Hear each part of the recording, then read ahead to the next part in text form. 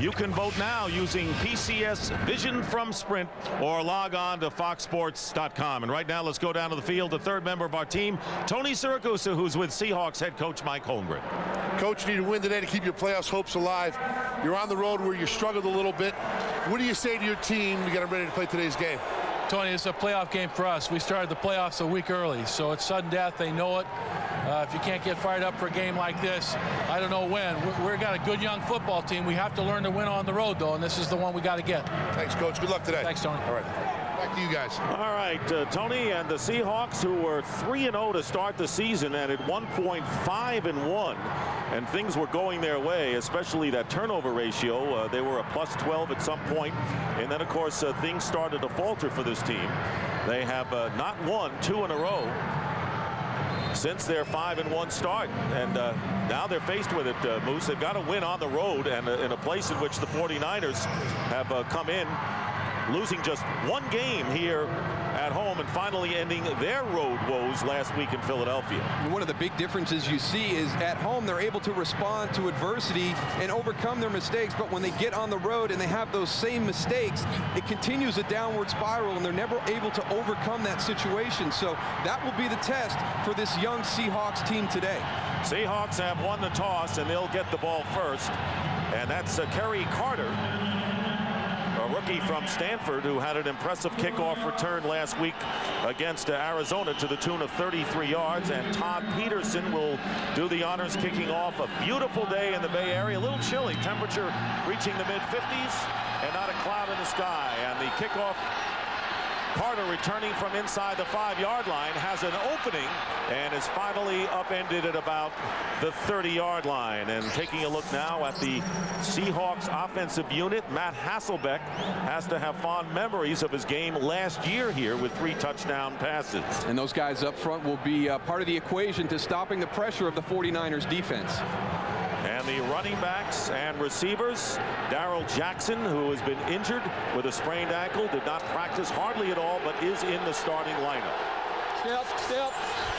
First down on the 29. 3 wide receivers, with Bobby Ingram, the 3rd receiver, in the lineup for Seattle. And on the slant, the first play of the game, and an incomplete pass intended for Corin Robinson.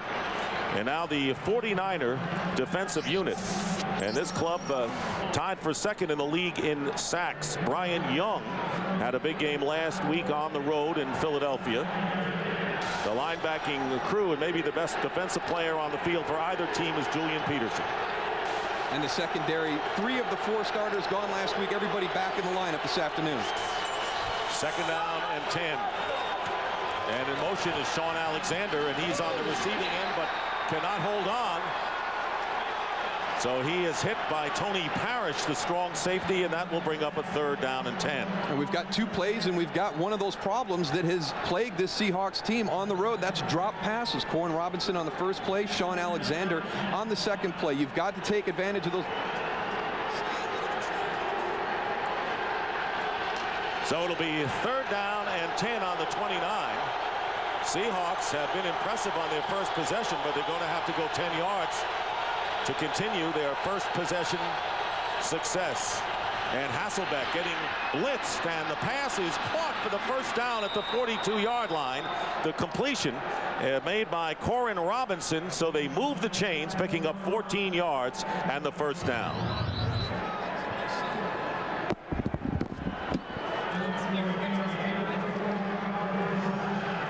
There's the play again, and Darrell, we're going to get to the spare microphone. Not that you became speechless, but we had a technical difficulty. 1st and 10 at the 43. And here is Sean Alexander. No gain. In fact, will lose a couple of yards. Good pursuit on the play by Julian Peterson and Travis Kershke, the defensive lineman up front.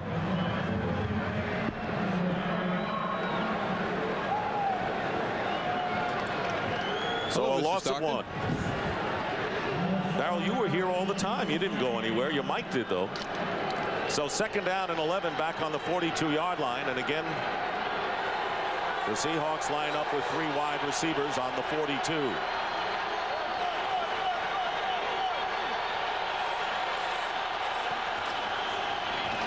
Alexander. And again, the 49ers, who have had success defending Sean Alexander, hold him to a gain of 1, bringing up 3rd and long. And that is the one thing that is the biggest concern for this 49er defense today. They've got to slow down Sean Alexander. They're going to force the game into Matt Hasselbeck's hand. This is a very fast, aggressive defensive football team, and they're going to have to use everything they can to slow him down. Sean Alexander is one of those big backs that has the breakaway speed. Alexander goes out of the game. Alex Bannister, number 85, comes in as a 4th wide receiver, and he is in the slot to the right. Max Strong is the running back. And now moving out for an audible and getting the play off in time, and the quick to Corin Robinson, and he's going to be pushed out of bounds. 4th down coming up, and the 49ers force the Seahawks to punt, and Dwayne Carpenter, the starting free safety, making the stop.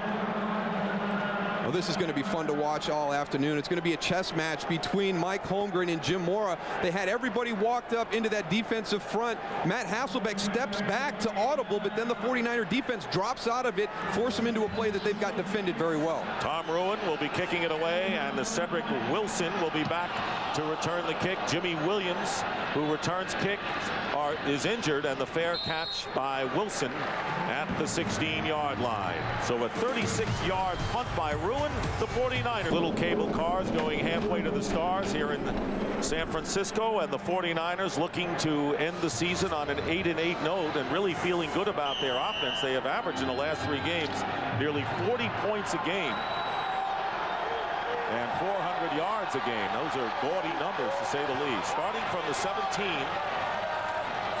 3 receivers and Kevin Barlow. Play action for Garcia on the 1st down, and the pass is caught by Cedric Wilson.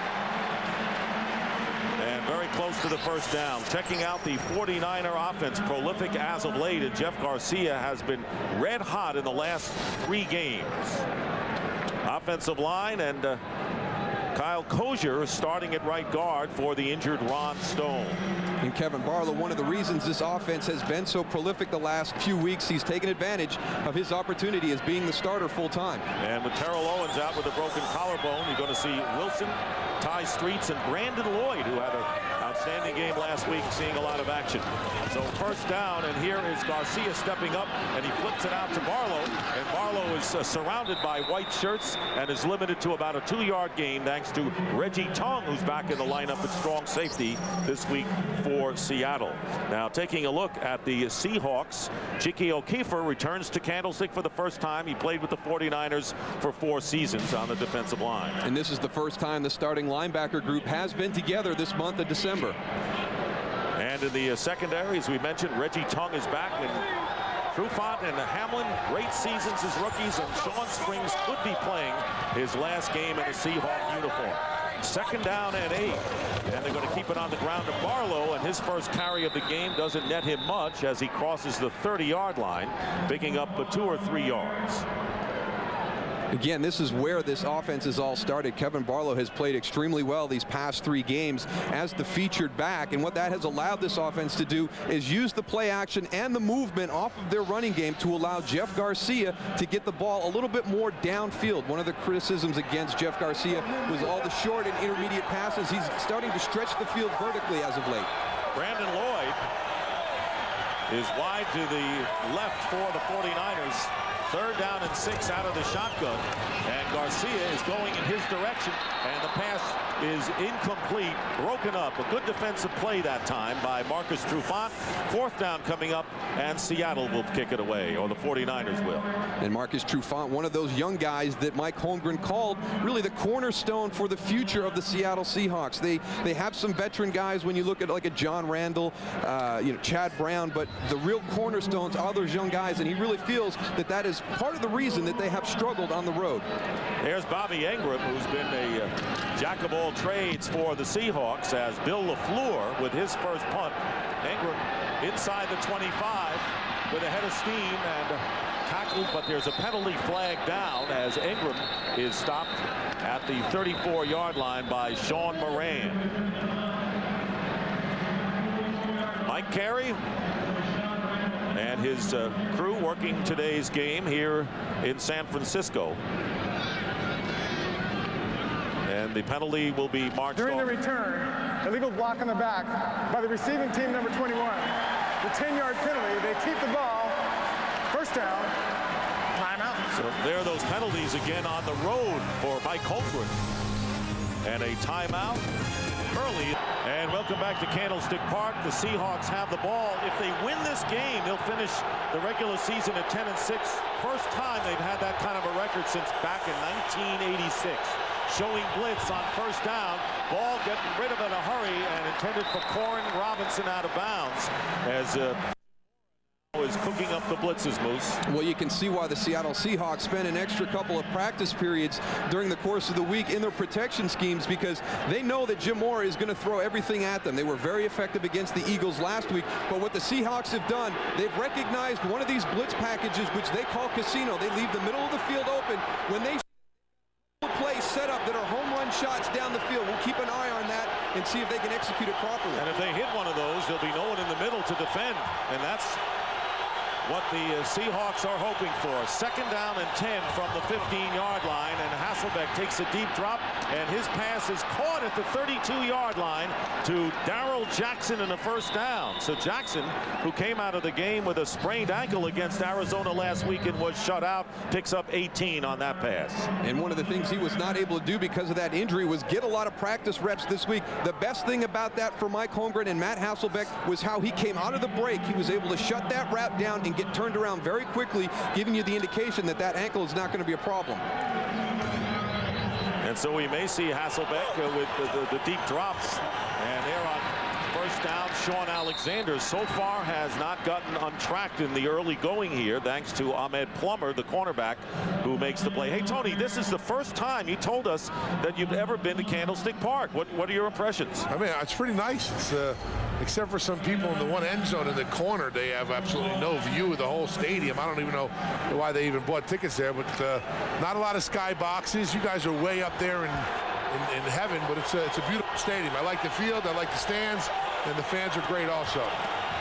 Here is Maurice Morris, who has come in the game on the pitch to the left, and Morris charging close to the first down. Julian Peterson makes the tackle, a 9-yard pickup. Third down and short coming up for the Seahawks.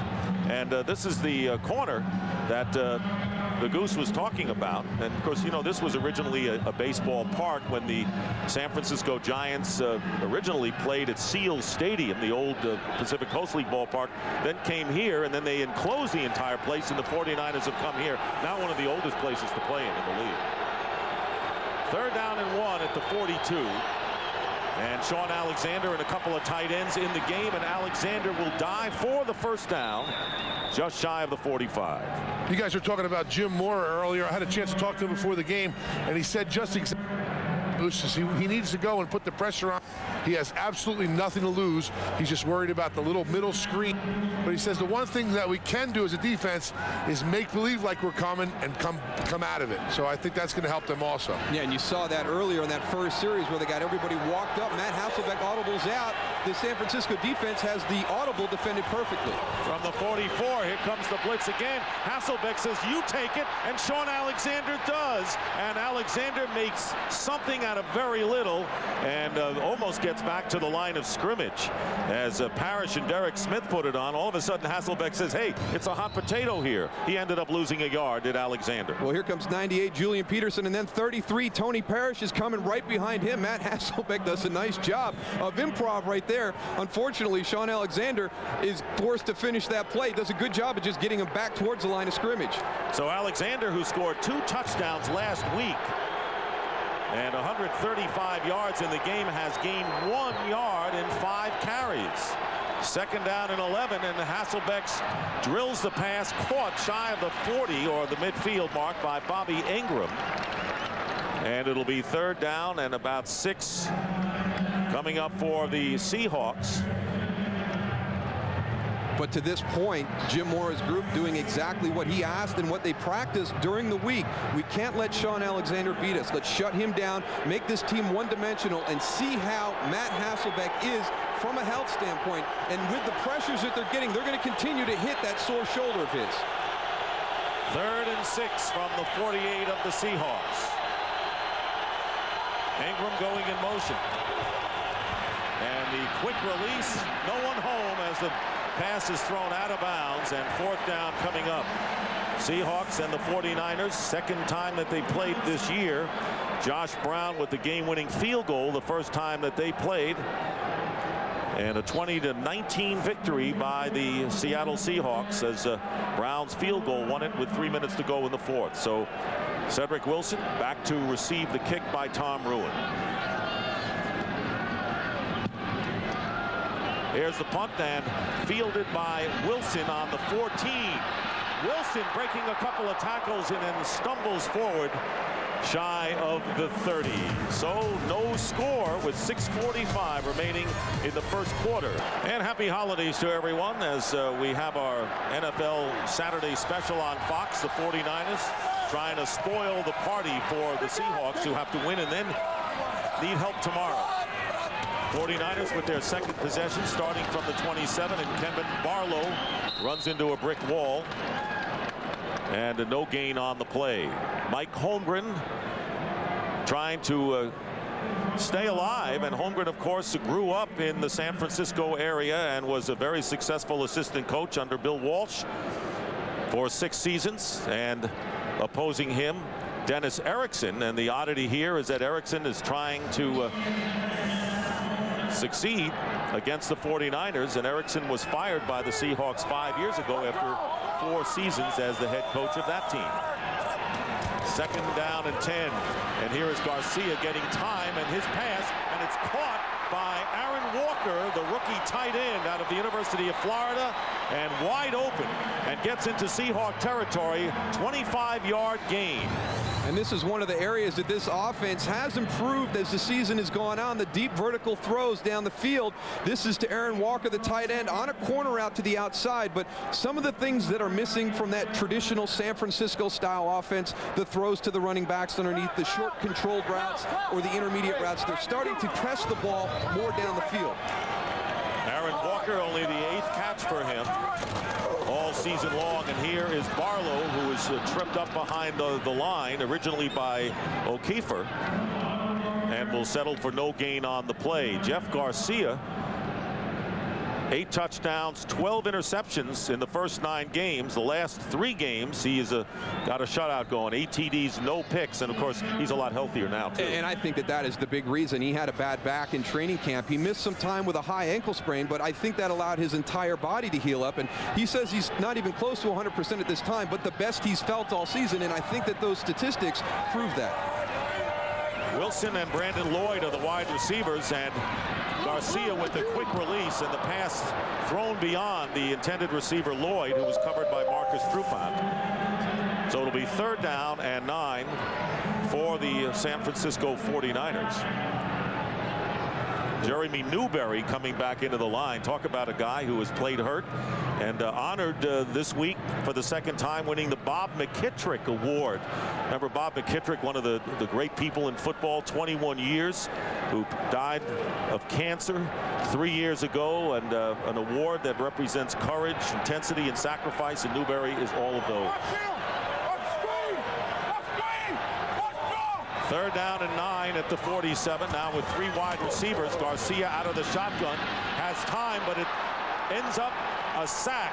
Chad Brown looks like he's recovered. Did not play last week. He had temperatures up to what, 104 degrees, Darryl? Yeah, he was gone from the locker room for 6 days, and you see right there he goes inside and he just beats Kyle Kozier with a nice spin move and gets right on top of Jeff Garcia. But they have the people in place, but it's the athletic ability of Chad Brown that comes free. And you know, Mike Holmgren, he talked to us, he said, you know what, he was gone for almost a week. You know, Chad wasn't even in the facility, and that's what you have to do when you have a virus that is running through your team. You got to get those guys away so nobody else gets sick.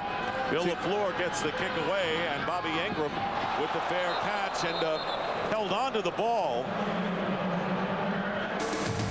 as he usually does. Pretty reliable return man for the Seahawks. Still locked into nothing. No score between Seattle and San Francisco. The Seahawks starting from the 22-yard line. Play action. Hasselbeck on the run. Completes to Itulamili, the tight end, and a 1st down out up to the 34.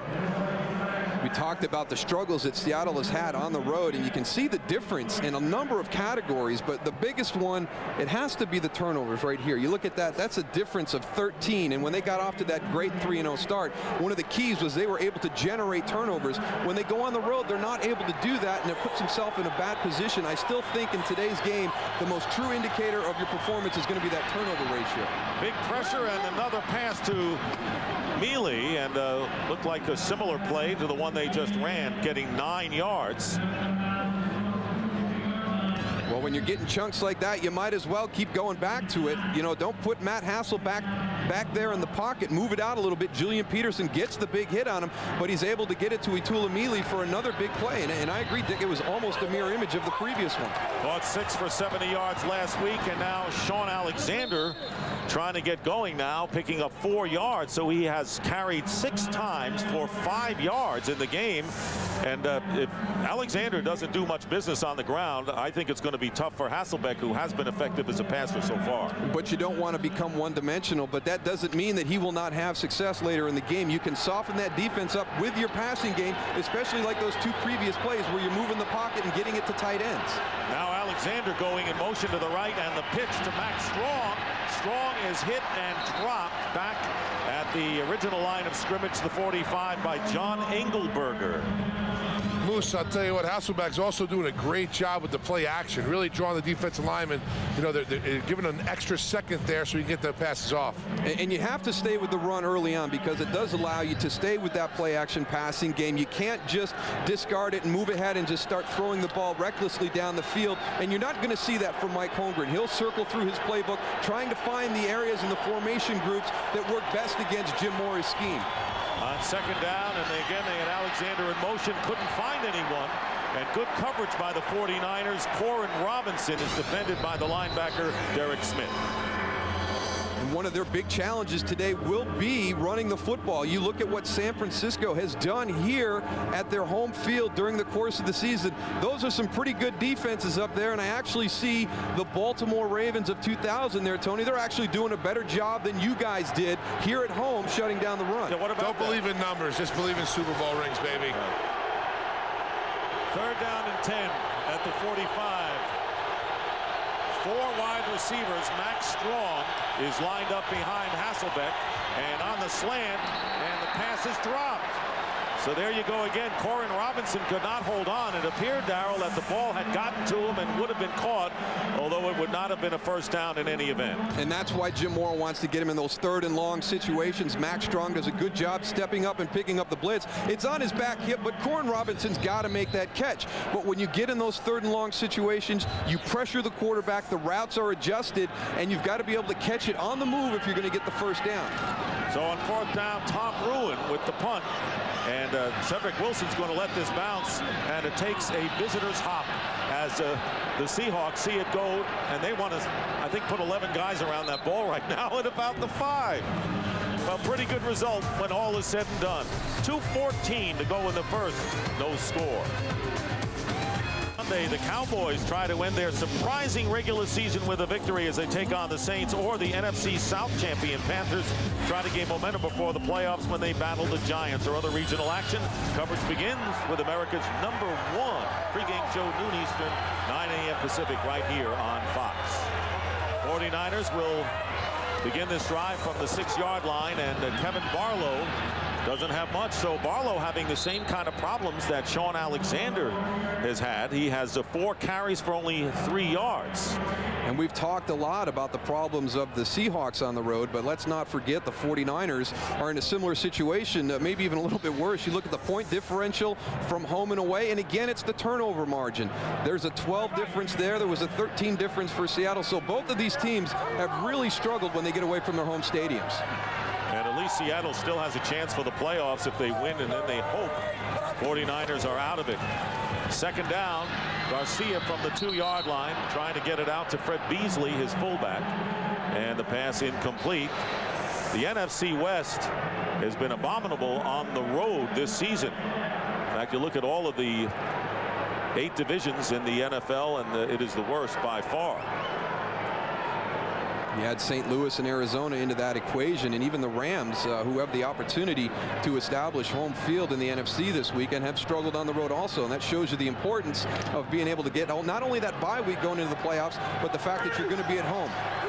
James Jordan, who just was up to the main squad from the practice unit, number 18, is in the game at a wide receiver. 3rd down and 6 out of the empty backfield in the end zone, and Garcia in trouble, will try to run it out, and he will get out of trouble, but not before the Seahawks put the clamps on 3rd down and force the 49ers to kick. Good pressure from Chiki Okifor, and Chris Richard is shaken up for Seattle.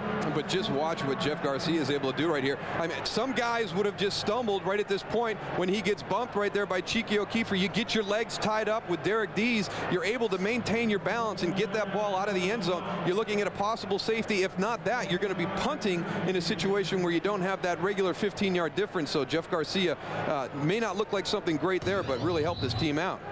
And still on the turf is Chris Richard, one of the nickel backs for the Seahawks.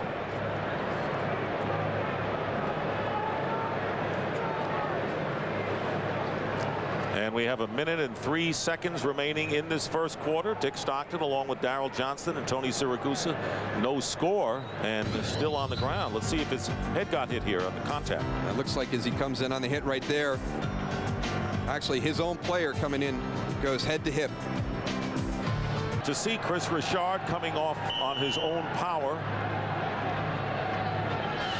Bill LaFleur will be punting from right around the goal line, and Bobby Ingram, and this is not a good kick, bounces at the 40-yard line, and Ingram's not going to take any chances because he knows the Seahawks are going to have a real good field position starting from their 47-yard line. Well, Friday, join us for one of college football's most storied bowl games with the 68th SBC Cotton Bowl Classic on Fox. Eli Manning will lead Mississippi for the final time as the Rebels take on the Oklahoma State Cowboys in the first ever postseason meeting between these two great programs. The 68th SBC Cotton Bowl Classic, Friday at 2 p.m. Eastern, 11 a.m. Pacific, only on Fox. 49ers bench, and all they can do is wonder what might have been with all of their close losses, problems with the kickers. Now they've got to stop people like Sean Alexander, and on 1st down, again they do it. Great defense. Brian Young, BY, making the play, and once again Alexander can't get going. No gain on the play. Continues to work down the line of scrimmage, and you love to see that pursuit by your defensive tackles down the line, because they actually did a nice job of kicking out Jeff Ulbrich, number 53, but number 97, Brian Young, continued to work down the line. He's there for the cutback. 7 carries, 4 yards for Sean Alexander. 2nd down and 10 as the sun drops behind the clouds for the first time today. And there is Hasselbeck in trouble, and his pass, we're going to get a pass interference call. Corin Robinson was held by Ahmed Plummer in an obvious foul, and that will give the Seahawks a 1st down. And it's one that I think would have been an incomplete pass. Pass interference. Defense number 33. Automatic. 1st down. Tony Parrish called for the pass interference call. But you're right, Dick. Yeah. It's number 29, Ahmed Plummer right there as they get tangled up. But here's the pressure, number 98, Julian Peterson coming from the top. And the thing that's bad, he's coming free. Now what they're asking Chris Gray to back out and try and pick him up. But Julian Peterson is just too fast to get him picked up. 4 seconds remaining in the first quarter as a result of the penalty. 1st down now for the Seahawks on the San Francisco 38-yard line. Hasselbeck going a different way and trying to get it to Corin Robinson. Incomplete as time winds down in the opening quarter. That is the end of the first quarter here at Candlestick Park with the score. The Seahawks nothing and the 49ers nothing. This Fox NFL special will continue after these messages.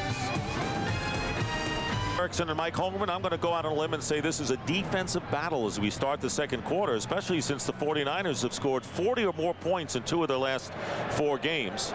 And the Seahawks now are waiting for the outburst that has happened to them in the second quarter. 152 points, most by any team in any quarter in the league. Pretty impressive. Yeah, and it's Mike Holmgren going through that playbook. He scripts his first 15 plays, trying to find out what formation groups are going to work with the personnel. And that second quarter comes around, he's got a better feel of what he needs to do offensively to take advantage of the defensive package he's facing. 5 receivers line up on 2nd and 10 on the 49er 38.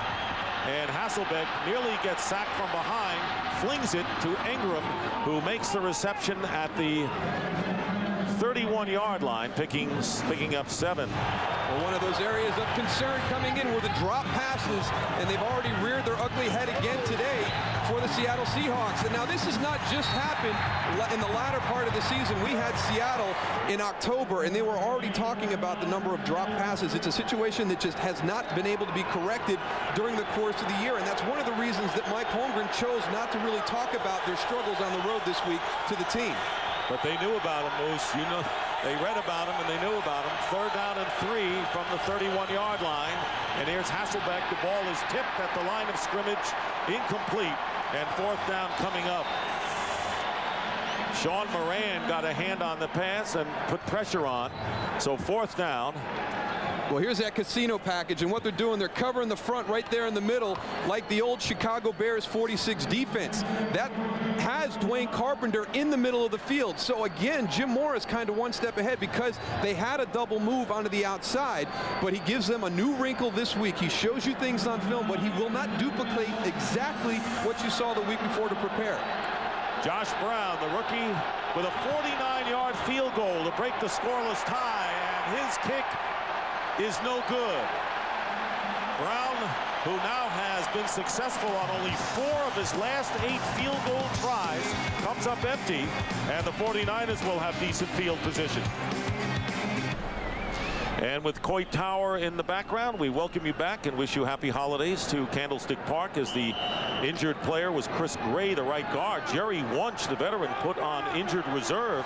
So that's going to really thin up the Seahawks offensive line.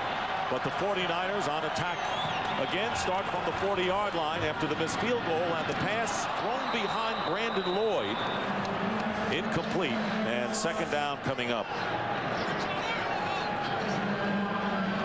Well, we haven't got much from the star running backs. Barlow with 2 yards gained, Alexander with only 4 for Seattle. And here's 2 guys that know each other really well. Cheeky O'Keefer, playing for the San Francisco 49ers, went against Derek Dees quite a bit during their day, and you know there's no love lost there. Now, Derek Dees hasn't given up a sack in quite some time, a streak of almost 32 games, and you know that Cheeky O'Keefer would like to show the organization that they shouldn't have let him go by ending that streak. Well, he was a backup for 3 years, and then finally got to start, and is a starter now, and on the rollout, and a great catch made by Jed Weaver, the tight end. And Jed Weaver gets the 1st down. Remember, Eric Johnson went out with a broken collarbone and on injured reserve, so Weaver delivering, picking up 15 yards into Seattle territory. Well, watch Fred Beasley right here. He's going to motion across, come back in, fake the block, and go in here. And here comes your tight end dragging over the top. Now, this is a great throw by Jeff Garcia, but watch the catch by Jed Weaver. Everybody jumps. Fred Beasley underneath, gets it on his back shoulder as he's moving to his right, able to stop and reach back to his left to make a nice catch coming across. Had a 30-yard gain last week on the road against the Eagles, was his season's high. And so now the 49ers with their deepest penetration on the 45, and the pitch to Barlow, and cutting upfield, getting inside the 40-yard line, picking up 6 yards on 1st down with Reggie Tongue, the strong safety, on the stop. You get a chance to look at what Jed Weaver saw right here. Here comes Jeff Garcia rolling towards you, throwing the ball. Now look as he goes back onto that back shoulder.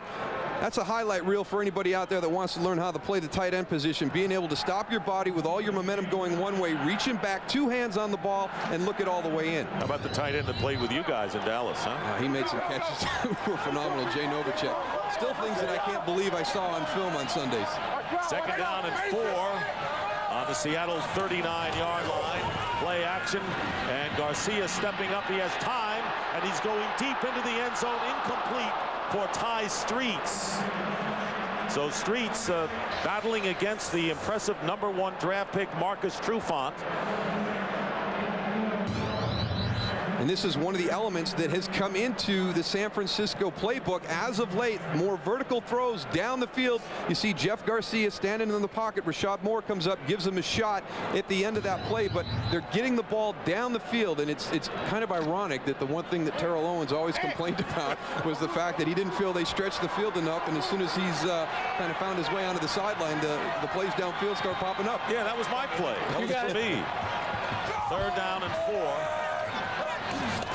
Weaver going in motion, and Garcia's with the pass and trying to hold on to it is Cedric Wilson. Ken Lucas defending, and a flag is down. And Cedric Wilson with illegal holding, and that won't draw another flag, I can tell you that. So 2 penalty markers down. And I'll tell you, that was pretty good coverage that time by Ken Lucas.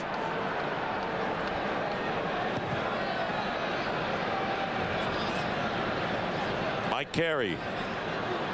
There are fouls by both teams. Holding, defense number 54, and pass interference, offense number 84. Those fouls offset. 3rd down. So Wilson on offense, D.D. Lewis, the linebacker, on defense, and they'll be offsetting. Here's number 84 right here, Cedric Wilson. I don't know. That's just kind of a release right there on the line of scrimmage. I don't. That's just 2 guys battling, trying to get off the ball. So I thought what might have happened there was an illegal pick because they had Jed Weaver and Cedric Wilson kind of in the same area. Thought maybe he tried to collide or force the defender to run a bubble, but I thought that was just a physical release with 2 guys playing good football on the outside. Wilson goes in motion, 3rd down and 4 out of the shotgun. Garcia, and a flag is down. Penalty marker down, and Garcia looking for a receiver, finds Cedric Wilson, and Wilson gets to the 25-yard line. But it all is pending the penalty flag. A 14-yard gain would give the 49ers a 1st down on the Seahawk 26. But let's wait and see. Cedric Wilson becoming the big target, with Terrell Owens out of there, and of course alternating with the likes of Brandon Lloyd and Ty Streets, all 3 rotating without Owens in there. There is Terrell Owens. A lot of speculation as to whether There was no foul for illegal positioning. All the players on the line of scrimmage.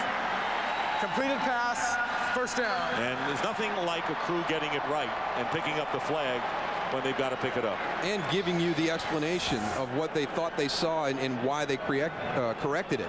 And that has got to be something that this Seattle defense has to be concerned about. Jeff Garcia is starting to make plays on the move. When the play is breaking down, he's getting outside the pocket, extending the play, and being able to complete passes to move the chains.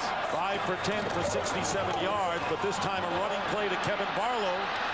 Going outside, and Barlow gets by 2 defenders and winds up inside the 20-yard line. I don't know how Seattle missed the tackle initially, as Barlow eventually gets 7 yards. Well, watch his fullback, number 40, Fred Beasley. This is your Pro Bowl fullback. Now, this is the first time in quite some time that Mike Allstott's not going to the Pro Bowl. That is Chad Brown that he just took and drove back. And what we have seen in the running game, you've mentioned that Kevin Barlow has really not got on track yet. A lot of the runs have come from the single back sets or with Fred Beasley up in a wing position. The strength of Fred Beasley is at the point of attack. They've got to get him in the eye more and start to run traditional power runs into that front 7. Out of the eye, 2nd down and 3, and Garcia is stepping up and drills it, and the pass is caught for the touchdown, Jed Weaver. Jed Weaver shielding himself against the defender, and there's a lot that he can use up front with his body. An 18-yard gain. Reggie Tongue trying to get through him. He couldn't, and the 49ers break the tie with a touchdown. Let's see if this pass might have been deflected. Looks like the 2nd defender in got a hand on it, got it wobbling, but Jed Weaver does a good job of working back, gets in front of number 25, Reggie Tongue, to make the catch. And Jeff Garcia has been breaking contain to the outside. That time he steps up, knows exactly where the line of scrimmage is, and that he can still throw the ball downfield, makes a play for the touchdown. Todd Peterson for the extra point, and the 49ers break out in front with a 7-0 lead with about 4 minutes elapsed here in the second quarter.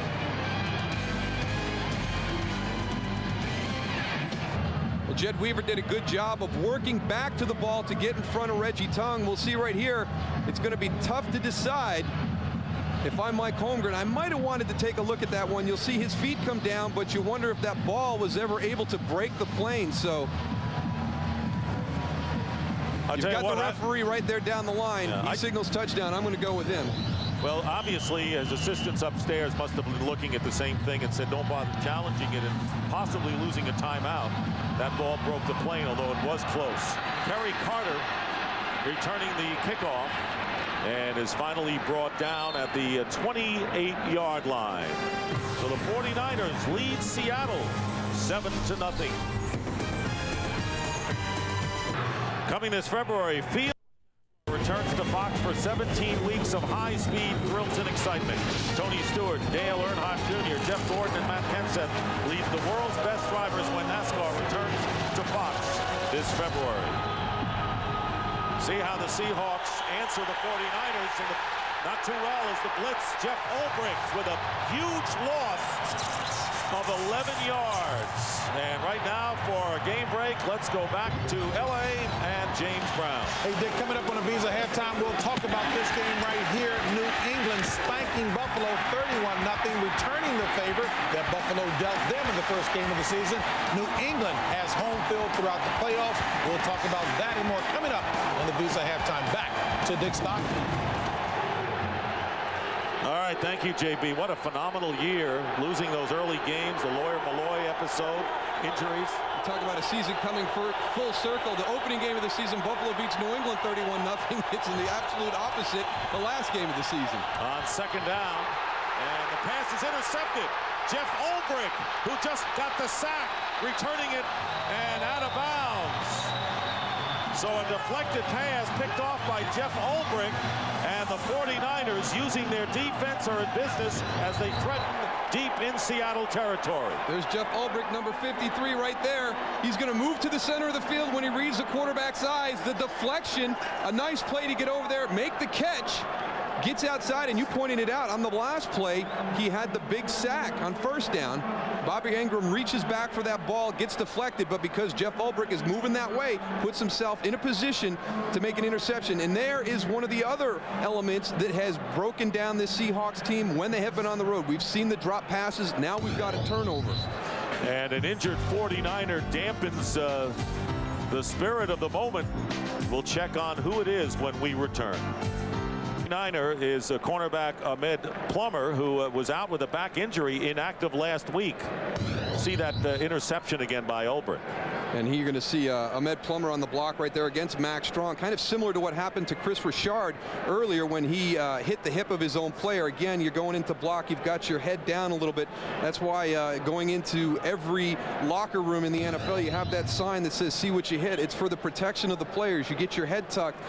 The biggest problem you run into is when that chin goes to your chest. You've got a lot more flexibility when your neck extends backwards. So hopefully what Ahmed has is just what they call a burner or a stinger. They're very uncomfortable, but hopefully it's nothing more serious.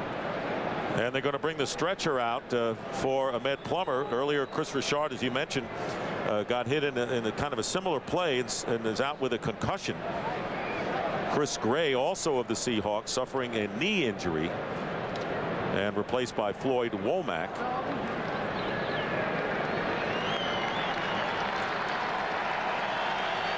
Well, sitting up now is Ahmed Plummer. But he'll be coming out, of course. Comes off the field, and they brought another stretcher on, not for a player, however, Moose, because Hasselbeck came out and apparently hit this gentleman, and looked like he got banged up pretty well. And somebody close to the sidelines as that play broke down, and all the players were going towards and hopping over shoulders and trying to get everybody out of the way. It looks like we had a collision with possibly one of the photographers down on the sideline. And Hasselbeck was going after Ulbrich after the interception. So back we are ready to play. First down on the 19 of the Seahawks, and the quick pass pass to Brandon Lloyd, and Lloyd will work the ball inside the 15 for a gain of 5, with Trufant and Simmons, the linebacker, making the stop. Brandon Lloyd coming off a big game last week against Philadelphia, the rookie from Illinois. And again, here is the injury update. Chris Gray, the right guard, not expected to return, and replaced by Floyd Womack. So 2nd and 5 for San Francisco on the 14. Barlow, nothing doing, and Barlow is hit, and no gain on the play. And once again, Anthony Simmons, the linebacker, with the crunching hit on Barlow. And Anthony Simmons just coming back last week, another player coming off of a neck injury. And Randall Godfrey talked about just his emotion. He's one of those guys that you just have to have on the field because of how he plays the game, and just his eyes and his feel in the huddle. One of the guys that really kind of raises the level of play of everybody else around him. And you know, that will be important. One of the areas, and it's strange that the 49ers continue to press the Seattle defense inside. They know that their strength, their improvement, mostly on defense, came at the defensive tackle position. And those linebackers together for the first time in the month of December, and the pressure is put on, and the pass to Cedric Wilson races in for the touchdown. So it doesn't take long for the 49ers to take advantage of the turnover, as Ulbricht's interception turns into a 14-yard pass from Jeff Garcia to Cedric Wilson, his 2nd touchdown toss of the game. You're going to see right here, it's going to be Ken Lucas, number 21. He just runs a simple hitch at the top, catches the ball, spins inside. The reason there's nobody in the middle of the field, everybody's blitzing. Here comes Reggie Tongue, 25. He's just a step too late. Jeff Garcia is able to get the ball out there. That's why when Cedric Wilson caught it, spun inside, there was no safety in the middle of the field. So Todd Peterson trying to give the 49ers a 14-0 lead, which he does, as the 49ers get 2 TDs in 2 minutes and 12 seconds. And right now, there's a flag down. So we'll see whether Peterson has to kick that over. In any event, the 49ers are playing like they are the team that still has a playoff hope. Offside defense. The score is good. The enforcer will take off on the kickoff. 5 yards. So a 5-yard penalty, and the road woes continue. But I'll tell you what, the 49ers look sharp. Well, I mean, you're talking about a team that went into Philadelphia last week and beat the Eagles, who had won 9 straight games. And, you know, you talk all you want about how the Eagles played, but San Francisco was a team who hadn't won on the road all season long, and they did it without 3 of their DBs. You know, there was a number of things that could have happened where they'd go out and play flat, but this is a team building for next year. And remember what the Minnesota Vikings did. They played very well last year in December. They knocked Miami out of the playoff hunt last season. They won 3 games in the month of December, started off 6-0 this year. You're laying the foundation and the groundwork for the following season. There's the scoring drive, and you're right. Not only did they win their first game on the road, they ended up a 9-game skid dating back to last season. Well, this week on the Fox NFL Sunday pregame show, our own Terry Bradshaw recognizes some great and not so great achievements with his annual Terry Awards. Plus, our guys take a look at Chiefs running back Priest Holmes and his chance to break one of football's greatest records. It's all on the Ford F-150 Fox NFL Sunday pregame show tomorrow at noon Eastern, 9 a.m. Pacific on Fox. And Todd Peterson's kickoff. Kerry Carter returning from inside the 5. Breaks a couple of tackles, and Carter, tough to bring down, finally is set down at the 27. A 25-yard return. Rashard Holman on the special teams tackle. Well, it's going to be important for the Seahawk offense to come out on this field and put something together in this drive, because when they have been on the road and things have gone against them, which is what they face right now, they haven't made a play to stop that downward spiral. It's continued to go downhill on them. This group on the offense has to step up and make some plays on this drive. Even if they don't get points, they've got to reestablish field position for their defense. And Rashard Holman, who made that last special teams tackle, has replaced Ahmed Plummer at cornerback. First down on the 27, and the pitch to Maurice Morris. And Morris turning the corner, going out of bounds, and a pickup of 3 yards. Ahmed Plummer questionable as to his return with a neck injury. As we said, the back injury forced him out of action last week, and there he is. I'll tell you, this though used to be a beleaguered secondary for the 49ers, and they have developed, and they also have depth. Of course, Zach Bronson out with a neck injury, and Jimmy Williams with a sprained MCL also not playing. Second down and 8 at the 29, and the quick pass to Sean Alexander, his first catch out of the backfield, and it's good enough for a Seahawk first down, but another penalty flag is thrown. Right now, the Seahawks are showing no spark in this game. Incidental face mask, defense number 50. From the end of the run, 5 yards, first down. You see Derek Smith right there. Very questionable that was just incidental. He didn't get his hand off that very quickly, but they are flat emotionally right now, and you know, that's one of the things that everybody has talked about with the Seahawks. They can feed off of the positive emotion when they're playing at home, but when they get on the road, they have to realize they've got to turn it up a little bit. You know, yeah, you're going to face adversity. You're going against a hostile crowd, but somebody's got to step up and make a play. Well, you don't deserve to be in the playoffs if you can't win on the road. Corey Robinson on the end around and will lose yardage, and he ran right into the defender Andre Carter, just waiting for him, and the loss of 4 yards on the play. So they're trying some offensive wrinkles, and even that's not working for the Seahawks. Here's Andre Carter right here. They try to get a crack block on him. That's a wide receiver. That's a pretty tough duty, because that's a block that you're going to have to hold for a little while. He comes in, tries to crack on Andre Carter, and Andre Carter kind of cracked him right back, knocked him to the ground. You've got to have something where you can slow play and slow block that to keep him occupied on the reverse. Seahawks with -2 yards here in this quarter. Second down and 14 after the loss, and the quick pass to Ingram. And Ingram getting the ball close to midfield is tackled by Tony Parrish. 9-yard gain on that play. Remember, if the Seahawks lose, they are out of playoff contention. And of course, the other teams that are interested in this game, particularly Green Bay and Minnesota, would breathe a lot easier. Third down and 5, just shy of midfield.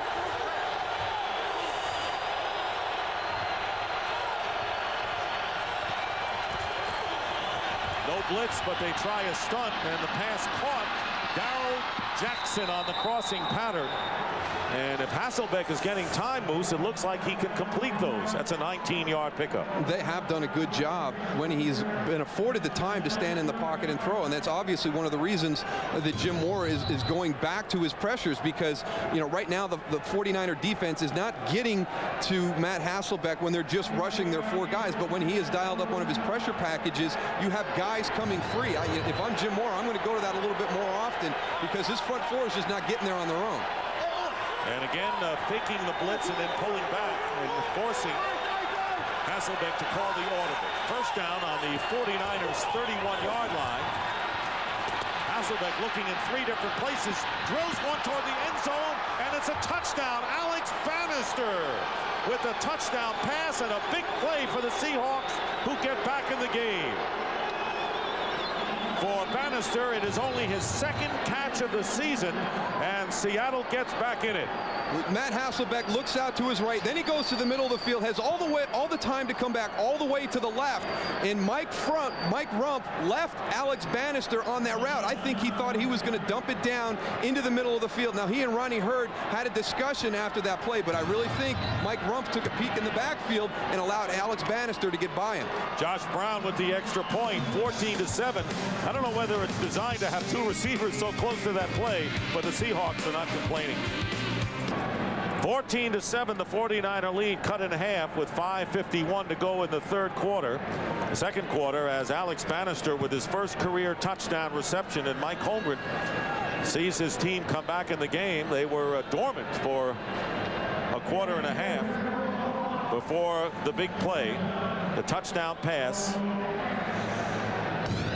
I tell you, the thing, though, is what they did is they made something positive when everything was falling apart. Look at the top of your screen. That's Alex Bannister going against Mike Rumpf. Now, it looks as though there was a miscommunication, and he turned him over to Ronnie Hurd, but I think he took a peek into the backfield and thought that Matt Hasselbeck was going to dump that ball down. Cedric Wilson on the short kickoff brings it up to the 40-yard line after the 31-yard touchdown pass. Well, this January, the phenomenon that changed music and television forever returns for its third season. Be there when American Idol takes the first look at some of the very best and the very worst. Be part of the phenomenon. American Idol, an all-new season begins January on Fox. Scoring drive, the 31-yard touchdown, first career TD catch as Hasselbeck was 4 for 4 for 70 yards on that drive. 49ers on the 38-yard line. Kevin Barlow picks up a yard. Rocky Bernard making the tackle. Well, we'll have to see what Jim Mora's move is the next time the 49er defense comes out, because he was going to challenge Matt Hasselbeck to win this game. And you have a drive like that, I think you might have to shift your philosophy a little bit. And Barlow is shaken up, and the 49ers already lost, as you know, Garrison Hurst missing his 4th game with torn MCL in his knee. So this is a big blow for Barlow, and neither Barlow nor Sean Alexander have managed to show much so far in this one. And those are two big physical running backs. And what you're seeing in today's NFL, these running backs that are 225, 230, plus pounds are able to run through the front 7 and take on linebackers, break tackles by the safeties. But then once they get into the open field, they have the speed to take it the distance at any point. He needed 16 yards, did Barlow, to get to 1,000, and he got it, but now he's hurt. Kind of looks like there was a miscommunication between Kevin Barlow and Jeff Garcia on that play. I think Jeff expected him to be coming back to his right. A good adjustment so there wasn't a fumble on a handoff. Jamal Robertson taking Barlow's place and getting his feet into the water.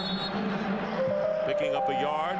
Good pressure that time by Chad Brown. So Robertson now handling the duties, and last week picked up 39 yards on 4 carries, including his season's best 23-yard gain against the Eagles.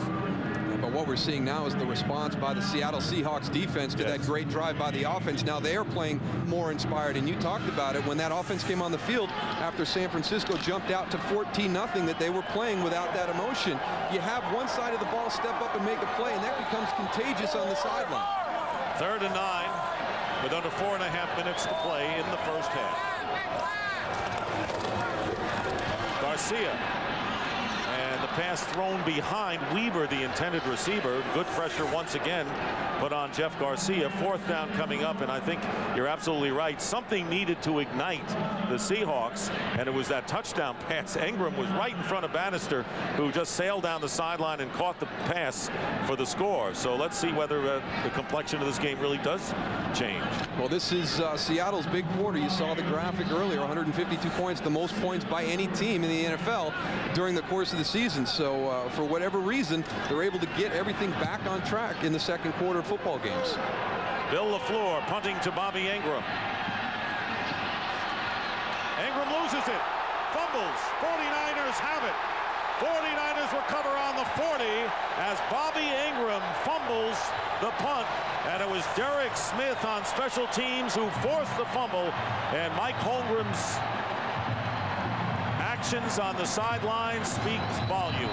Well, you talk to your team week in and week out as you get ready to go on the road, because you know it's the same set of circumstances that makes you lose each week, and yet nobody can get the ship righted when you're on the road. And we've seen 2 of the 4 situations already here in the first half. Here's the second turnover.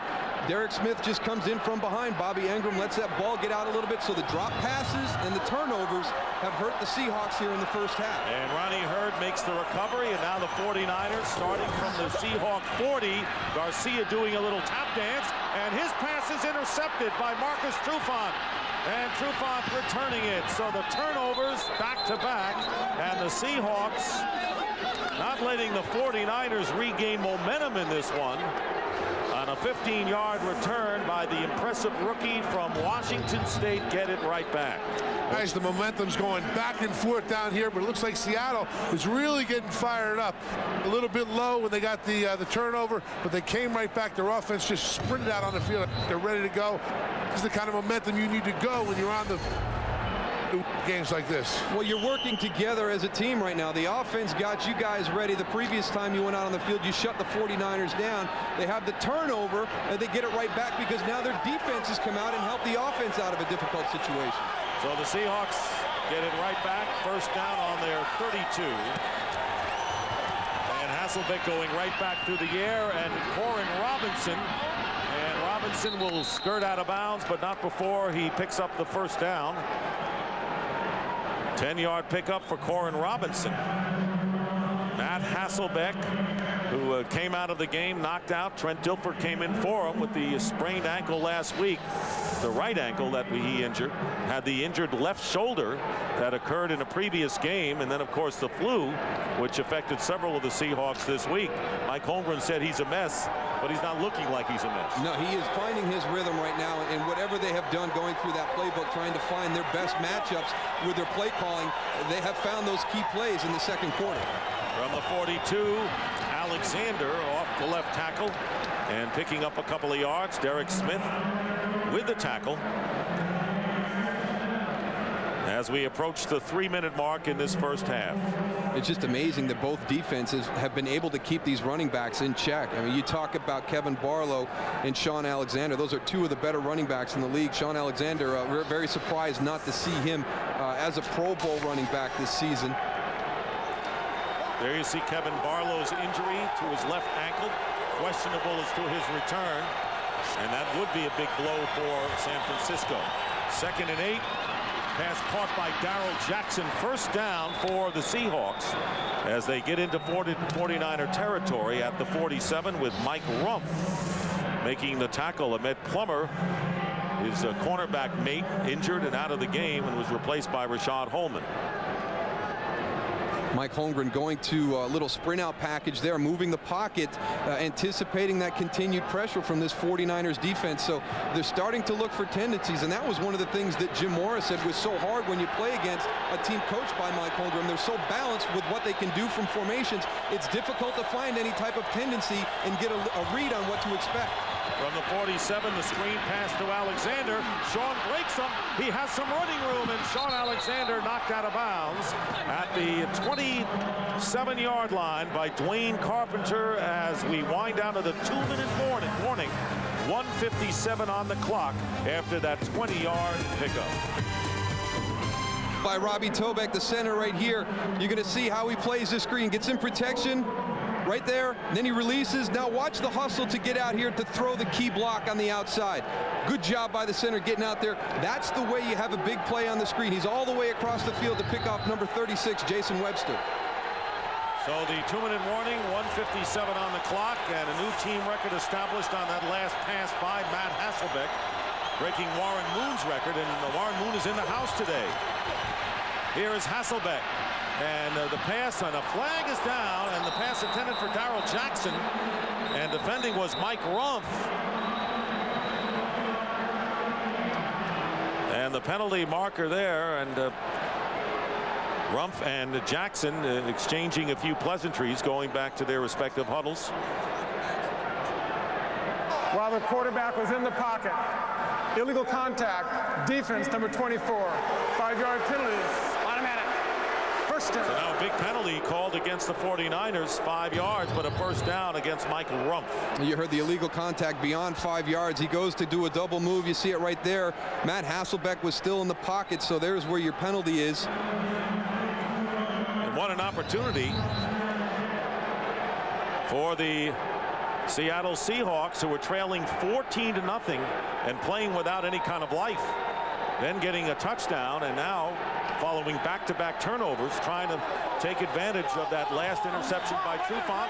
1st and 10 at the 22 of the 49ers. And they could call a timeout, and they got it off in time before the 5-yard penalty. Timeout.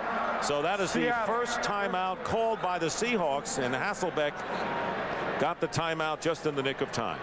One of the things that Jim Mora was worried about, and they practiced during the course of the week, were late substitutions by Mike Holmgren. He is very strict in his play calling. He's looking for the right play. Sometimes the substitutions come in a little bit late. You see right there, here comes Alex Bannister and Bobby Engerman. You're taking your 2 tight ends out. That came late in the play. Well, now that challenges the defense to get that matched grouping onto the field. The San Francisco 49er defenders are running onto the field. There's going to be times when they're going to have to play defense without that call being made in the huddle and be able to react and get the communication throughout the secondary. And there's nothing illegal about it, and Jim Mora was fully aware that this was a situation with Seattle, and he says we're just going to have to go with what we have on the field. And it was an issue the first time that they played. He said it really took them out of their rhythm when they played up at Seattle, and one of the reasons he wanted to spend time at that was to get Derek Smith comfortable in knowing when it was going to be his job to just make a call that they had practiced during the course of the week and relay all that information up into the front line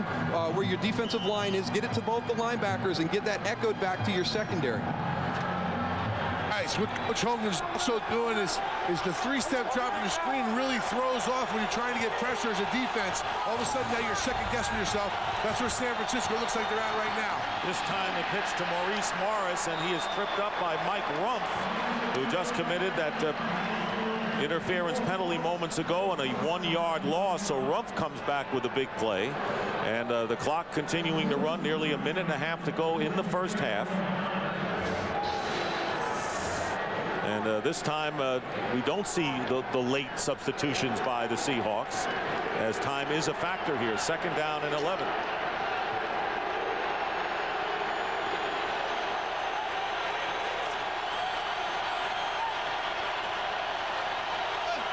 Every time we see those defenders from the 49ers walk up into that mix, you see Matt Hasselbeck step out. He's going to get a delayed game right there. Might have gotten it off in time.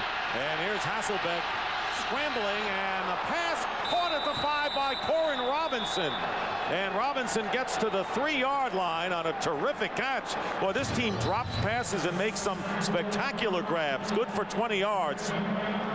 Another situation where they had walked up to try and get Matt Hasselbeck to audible, and now we're seeing his mobility. He extends the play right there, moves out to his right, and is able to find Corin Robinson down near the goal line.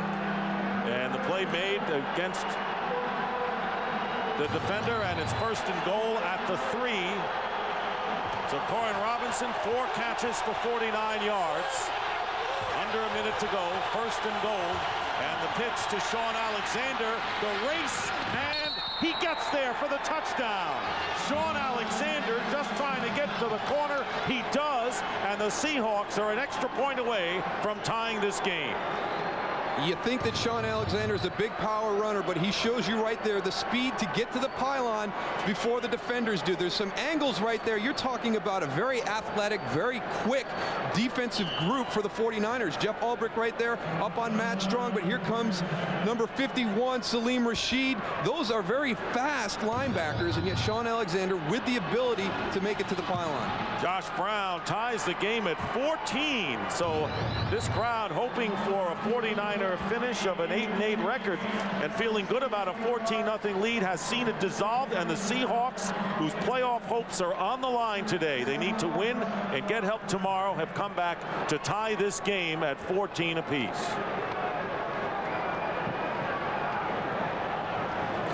Now Sean Alexander went out of bounds, and this was the end of the drive, and little Buddha belly touch there. That's right. Boy, that guy's a big guy that he touched on the sideline. Hey, you want luck, baby? I got it all. You got a big belly. Did he say anything to you, Goose? Yeah, he wanted a hot dog at halftime. I told him I'd hook him up. The last time that the Seahawks went on the road, they played the St. Louis Rams, and Mike Holmgren said they probably played their best road game since that blowout win early in the season against Arizona. And they had learned lessons at Minnesota, at Cincinnati, at Baltimore, you know, places they had gone and struggled. And he felt that the team was starting to progress. They were experiencing the situations that a young team would have to. Now what he's seeing today with everything on the line, to come out, fall behind 14-0, and then to come back, that is the big thing, the way that they have responded this afternoon to the adversity they faced on the road. Another short kickoff, and Cedric Wilson with a head of steam returning, and he is stopped at the 36 with 50 seconds on the clock. So Sean Alexander with a 3-yard touchdown run. That is his 14th rushing touchdown of the year. Look again, Matt Hasselbeck, 4 for 4 for 59 yards on the previous scoring drive, 4 for 4 for 70 yards. So Matt Hasselbeck, 8 for 8 for 129 yards on these 2 scoring drives. Jim Morris said, hey, we want to stop Sean Alexander. We're going to challenge Matt Hasselbeck to win this game. If I'm going in at halftime, I'm going to adjust my thinking right now. He's going to have to adjust his thinking. First down at the 36.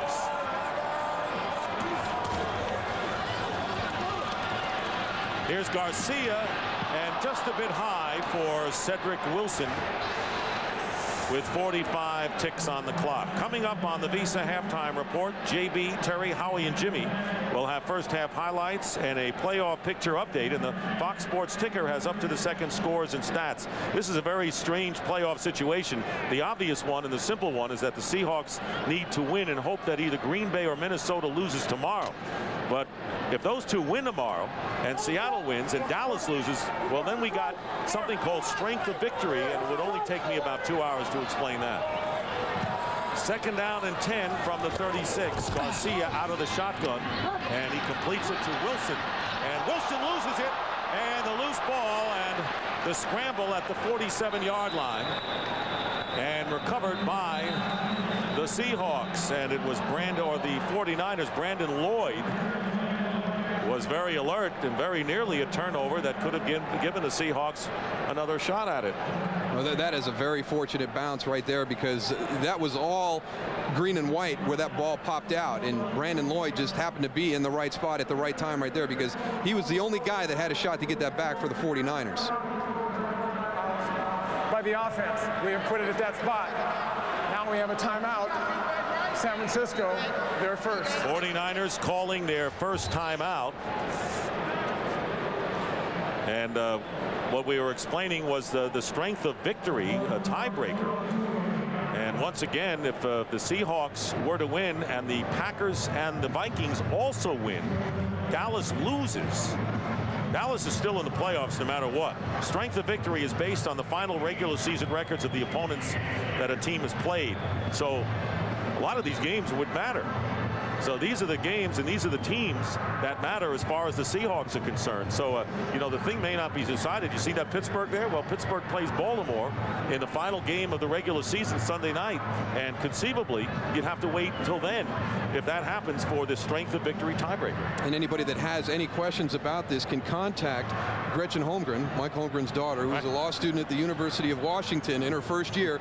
She had the whole scenario down for her father and was going to explain it to him on Christmas night, and he said, get away. I don't want to hear any of this.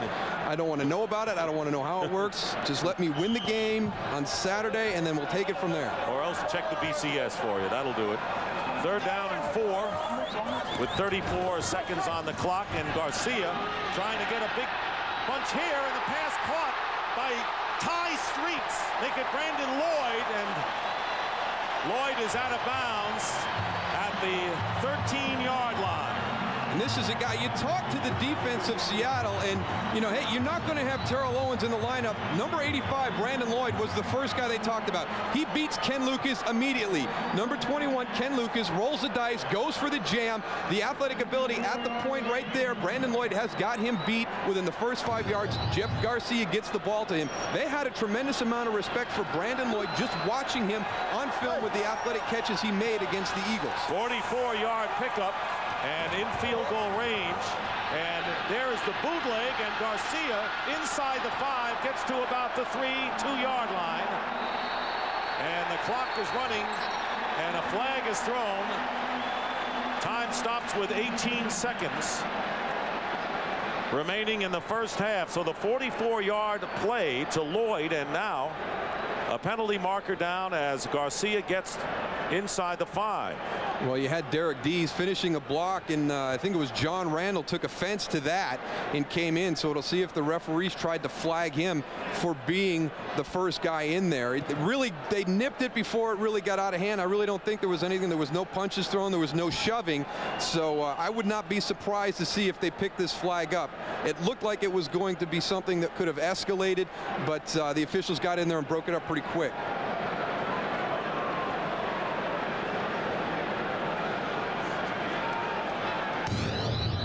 it's going to be a late, here we go. There's 63, Derek Deese right there. Now he's going to turn. There's a delay of the game by the defense, not bringing the ball back to the line of scrimmage. That penalty is declined. Then there's a personal foul, unnecessary roughness on the defense, number 25. On the quarterback. Half the distance to the goal. First down. Reggie Tongue, and using his tongue to complain about that call. We'll see at the end of the run right here. Jeff Garcia is coming in. He's down right there.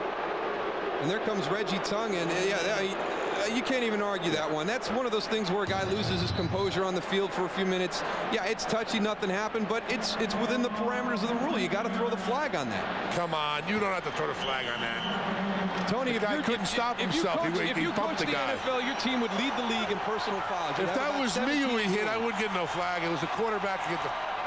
First and goal at the 2-yard line, and here is Garcia.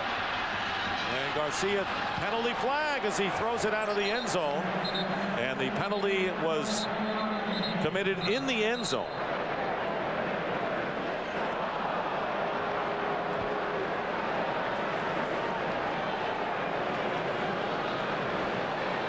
Pass interference. Offense, number 89. 10-yard penalty. It remains first down. As Ty Streets trying to get open and pushing off. So the 49ers will be hit with a 10-yard penalty. And with 12 seconds to go, they have one play left before they have to send the field goal team on. It's just, you know, a lack of concentration down. The one thing that will end a red zone drive faster than anything are penalties in the red zone. There's Ty Streets tied up with Marcus Trufant in the bottom left of your screen.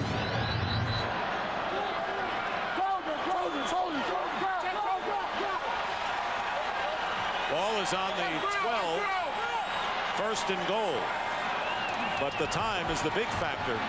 And here's Garcia, drills it, tipped away, and incomplete. It was intended for Ty Streets. And Ken Hamlin, the free safety, making the play.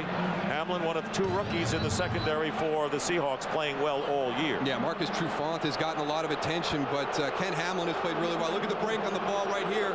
Comes across, gets a hand on it to deflect it away. That ball is just a little bit behind Ty Streets, number 89. That allows Ken Hamlin the opportunity to get in and make a play. And the 49ers are not taking any chances. Todd Peterson, with 7 seconds remaining, will attempt a 29-yard field goal.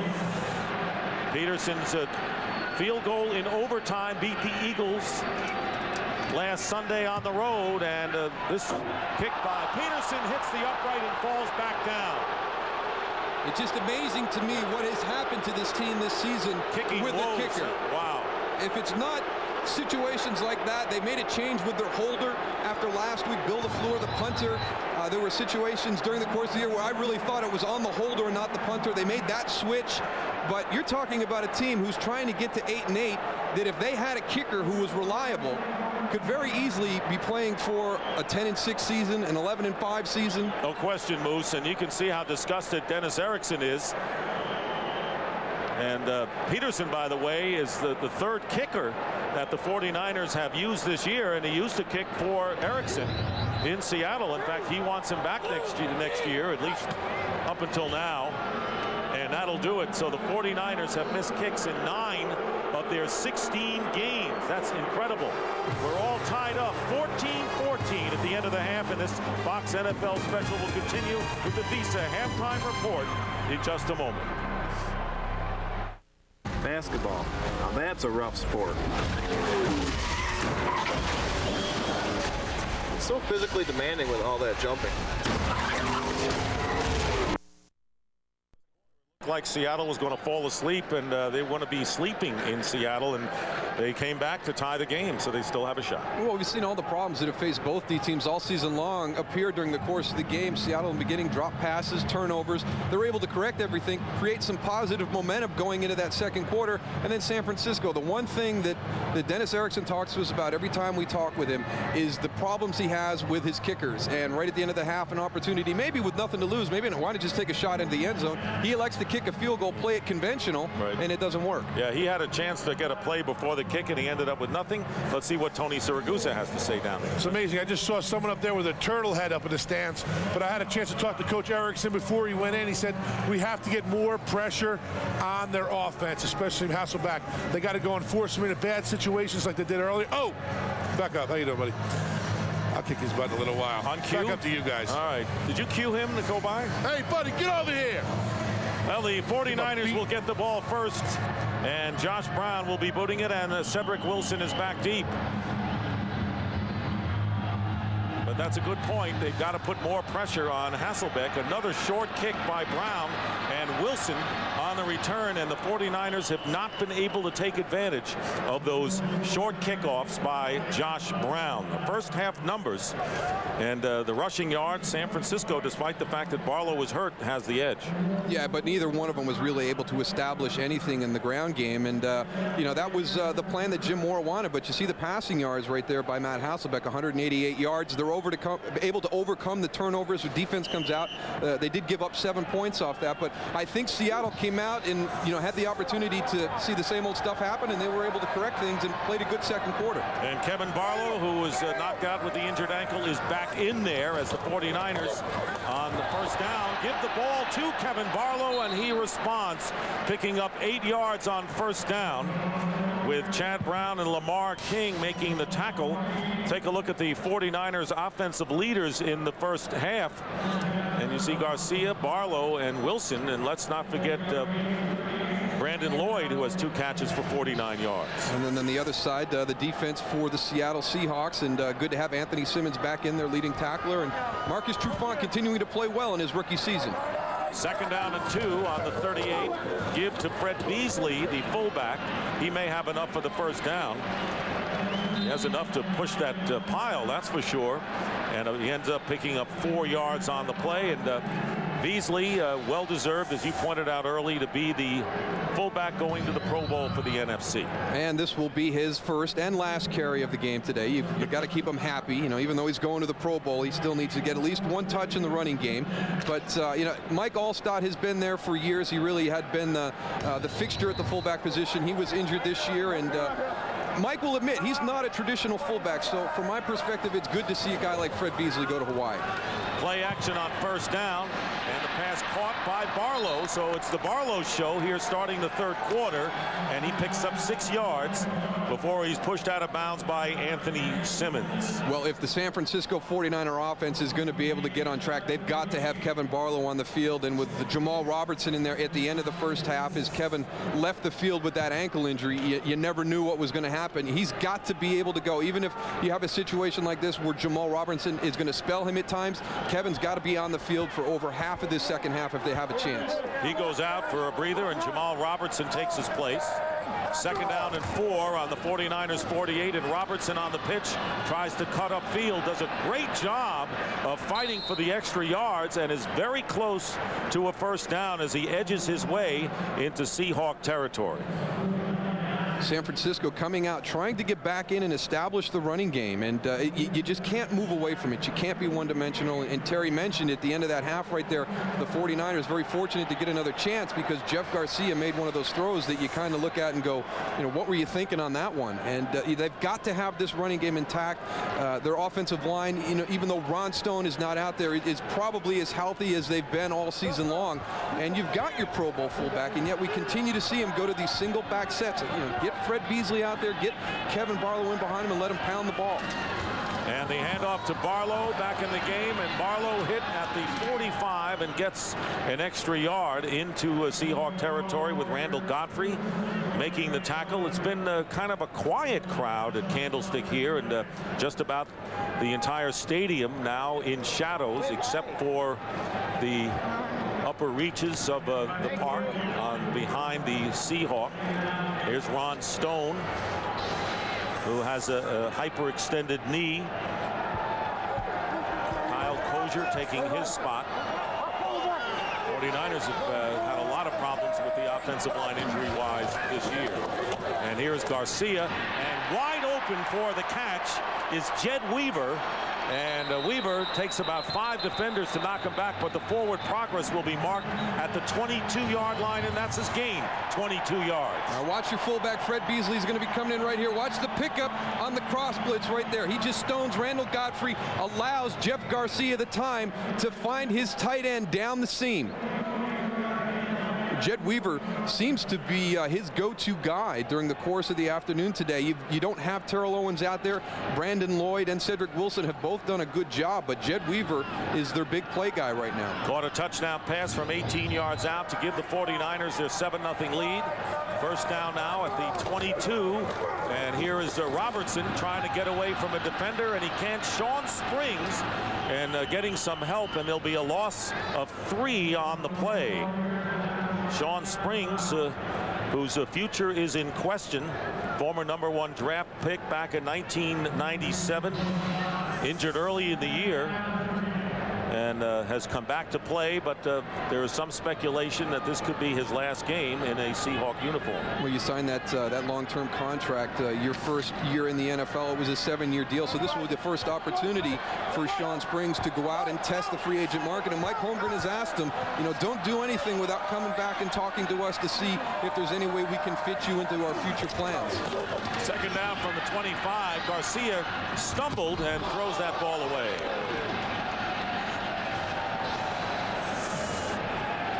And that's a parab. That's a parab, Mike. That picks up all of the sounds on the field. He didn't have to do a whole lot of work to pick up that sound. I think that one was kind of built into his, right into his mic.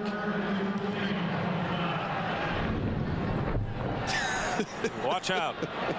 Earlier we had it wasn't funny at the time, but earlier we had a fan who was, a photographer who was holding his camera, still photographer, and he got hit in the face with the camera on a play around the sideline.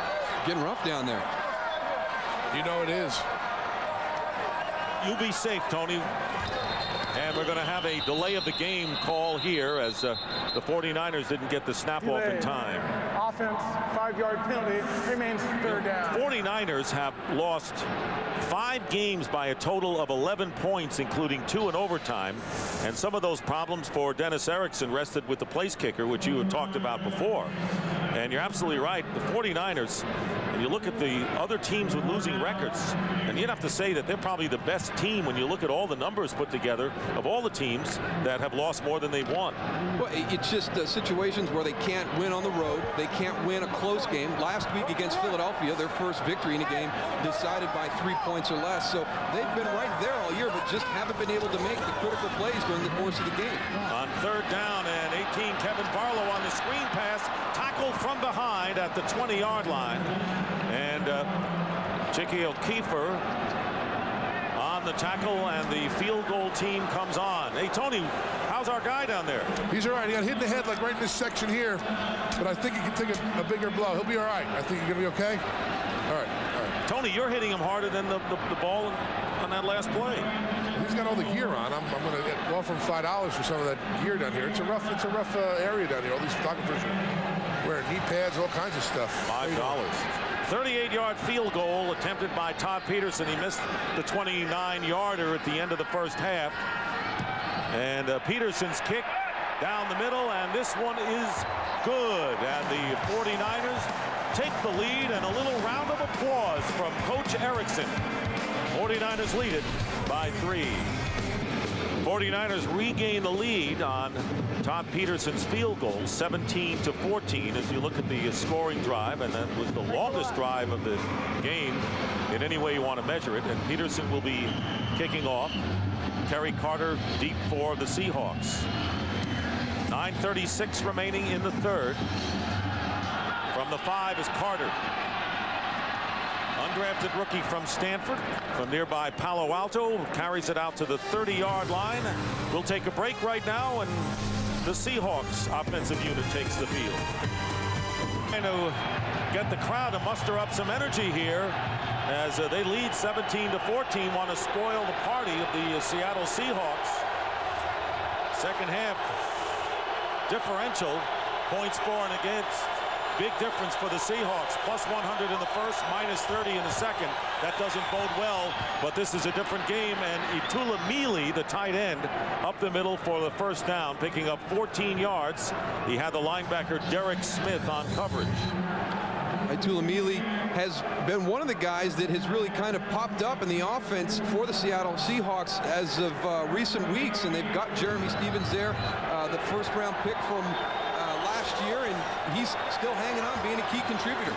And here is Sean Alexander changing directions and trying to get some open field.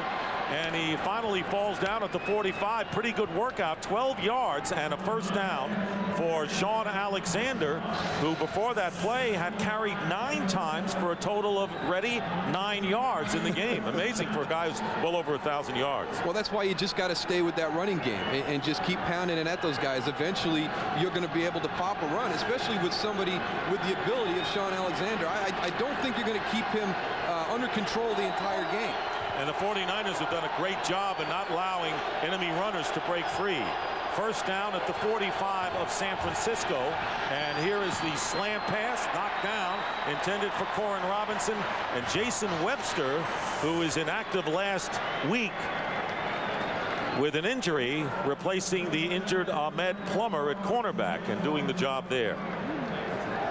And that's going to be a situation, last week with 3 of the 4 defensive backs out of the lineup, they were able to get some guys in there and get them some game experience. And it's been, unfortunately, a situation they've been able to take advantage of all year. But when you lose a guy like Ahmed Plummer, it's going to be hard to replace that. But their backups have gotten a lot of playing time during the course of the year. Yeah, Moose, they've got good depth in the secondary, something they didn't always have. Second down and 10, play action. Hasselbeck, and he's going for the underneath man, and it's Mealy, the tight end. I tell you, Itulamili has really come through, picks up 7 yards for this team this year, and Jeremy Stevens, who was a #1 pick last year, continues to mature, so they're getting mileage from their tight ends now. And this is some vintage Mike Holmgren offense right here. You're taking what the defense is giving you. You saw the adjustment in the second quarter. They were getting a ton of pressure, so all of a sudden you're seeing some misdirection, some rollouts. He's had Matt Hasselbeck doing some sprint outs, the screens and the 3-step drops that Tony talked about. So all of a sudden the play calling tide has changed in favor of the Seahawks offense. And Mealy goes out with 4 receptions, and Jeremy Stevens replaces him. And third down and 3, and the pass is knocked incomplete, intended for Darrell Jackson. And a terrific job done by Jason Webster. So Webster is the star of that defensive sequence for the 49ers. And it's time to kick it away. Mike Holmgren knows he missed an opportunity for another set of downs right there. And, Jason Webster's in good position, but Darrell Jackson still has to make that catch. You've got to be able to move the chains. You've got to give yourself another set of downs. Tom Ruin with the punt. Cedric Wilson, fair catch in traffic at the 16-yard line. And again, you have to say that's one of those drop passes, and that one really hurt. They would have had the first down. Ahmed Plummer coming back from the locker room, suffering a neck injury.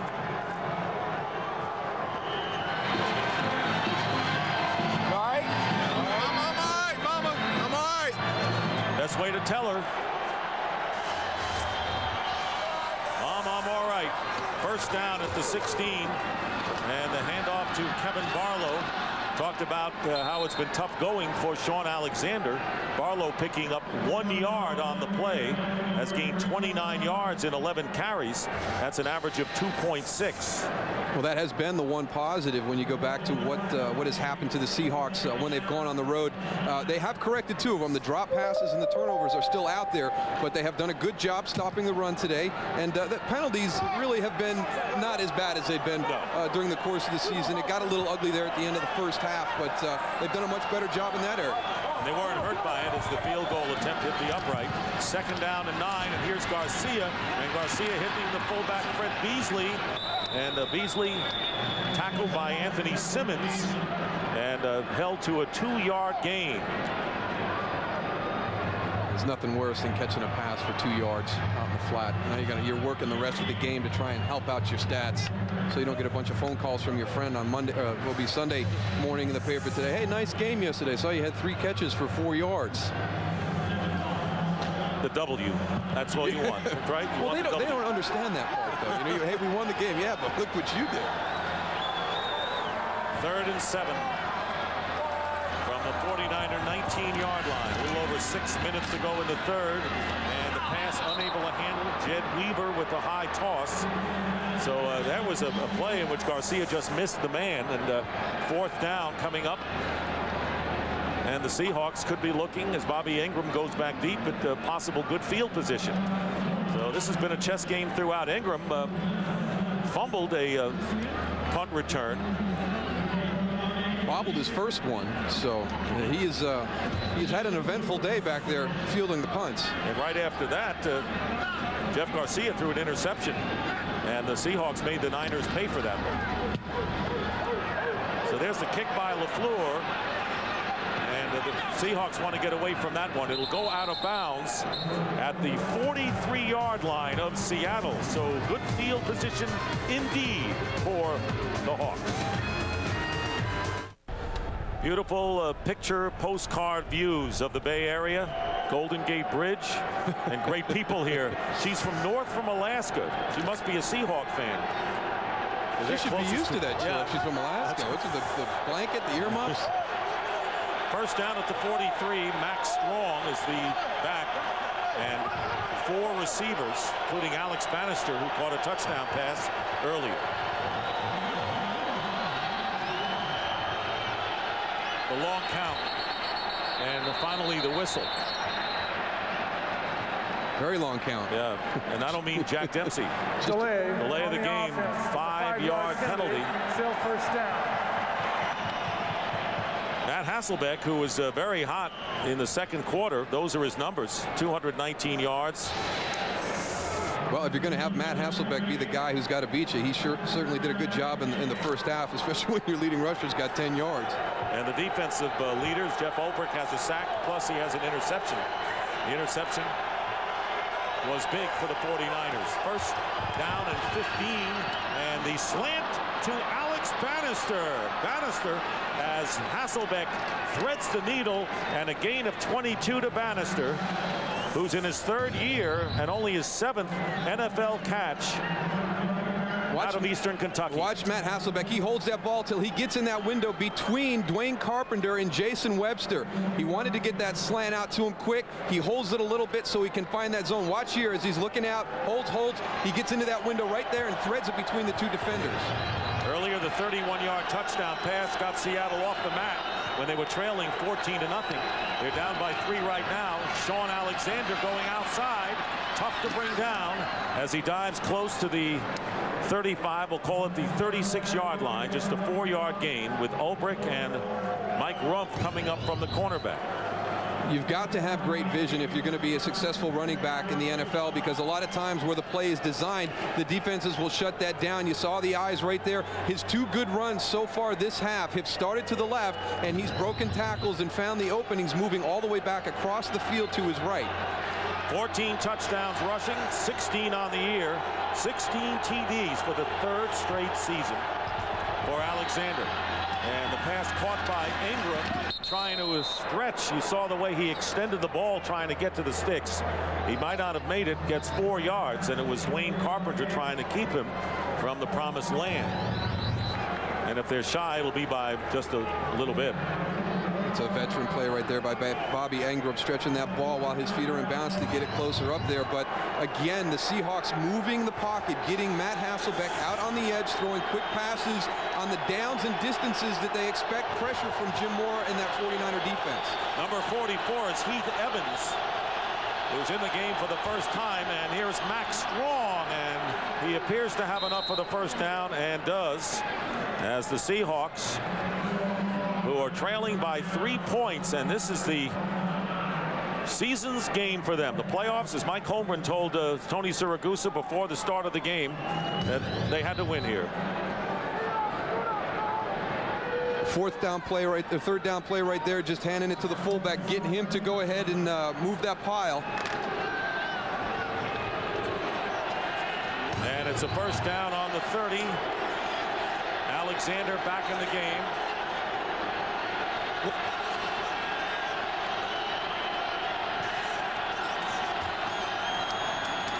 And the pressure is on, and this pass into the end zone, and Corin Robinson, and the officials rule touchdown. Corin Robinson, and now the 49ers are claiming that he did not get both feet in bounds.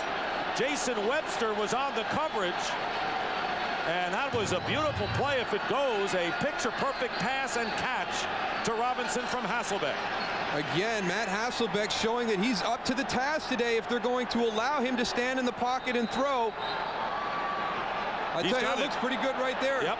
We'll get a better shot from this angle right here. There's the ball caught, secured. That was the foot from the back. There's the drag right there. Both feet are in. That's a touchdown. And the challenge is on as Dennis Erickson will challenge this play. But there's the one and the drag, and from here it looks like there is no question that Robinson got both feet in, and it is a touchdown. By San Francisco.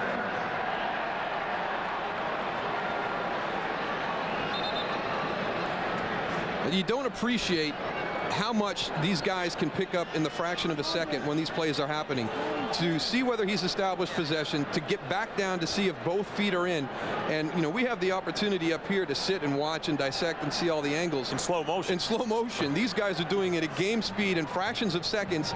And I tell you what, they are correct. It's unbelievable to me what they can see and process in such a short amount of time.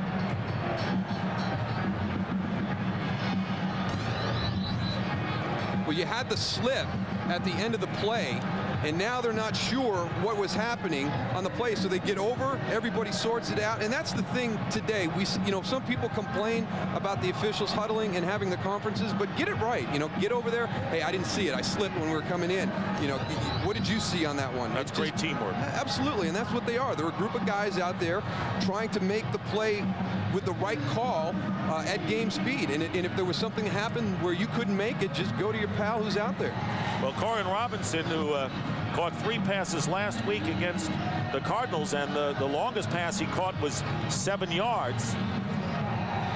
And let's see if that 30-yard touchdown pass will go, as Mike Holmgren seems, in talking to an assistant, that both feet were in bounds. But the challenge by Dennis Erickson.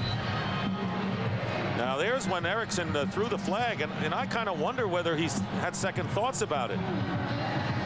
He knows right there. You can see. I mean, he's gotten the replay information right there, and it's one of those things where you've got to throw it in a situation like that. It's a touchdown. There was a conference. You saw Tom Finch and the side judge go down. There's going to be a little uncertainty. If they come back and give you the call, throw it out there. Why hold it? I mean, there's nothing for you to lose today if you're the 49ers. But maybe it just fell out of his pocket with a little assist. Yeah, maybe the flag just happened to fall out, and he says, "Excuse me, I dropped something here." But it's one of those things where you've got everybody scrambling, up in the booth. Should I throw it? Should I throw it? Yeah, throw the flag. Throw the flag. He didn't make the catch, and he throws the flag, and then no, pick it back up. Don't throw it. After reviewing the play, the receiver had control with 2 feet down in bounds, and in the process of going to the ground, maintained control. Therefore, the score is good. And there was no question about the control. San Francisco in charge with their first timeout. And the 49ers are charged with the timeout. He gets the 1 foot in, drags the back foot. You can see right there, he's established control all the way through the catch. And he landed on his back to make sure that there was no debate about whether that ball might have been touching the ground. So the touchdown will give the Seahawks their first lead of the game, and Josh Brown looking to add the 21st point with under 3.5 minutes to go in the third quarter.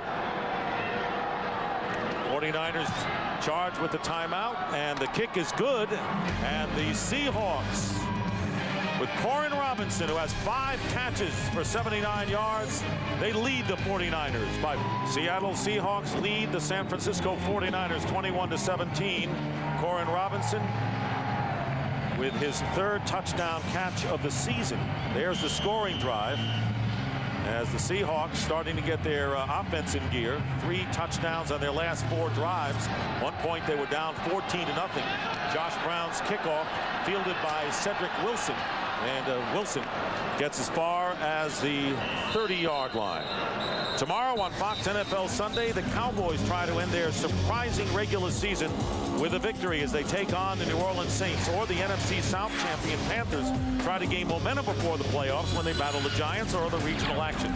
Coverage begins with America's #1 pregame show at noon Eastern, 9 a.m. Pacific, right here on Fox. And of course, a Seattle win tomorrow, Moose, of course, makes a lot of teams have to win to get in. Dallas is already in, but they can assure themselves of a great season. What do you think the Saints will have tomorrow after the way they lost that game last week? Well, if Seattle wins, it won't be tomorrow. It'll be today. As Garcia on first down hits Ty Streets, who's hit immediately. But it's a 7-yard pickup, and the first catch for Streets with Trufant on the play.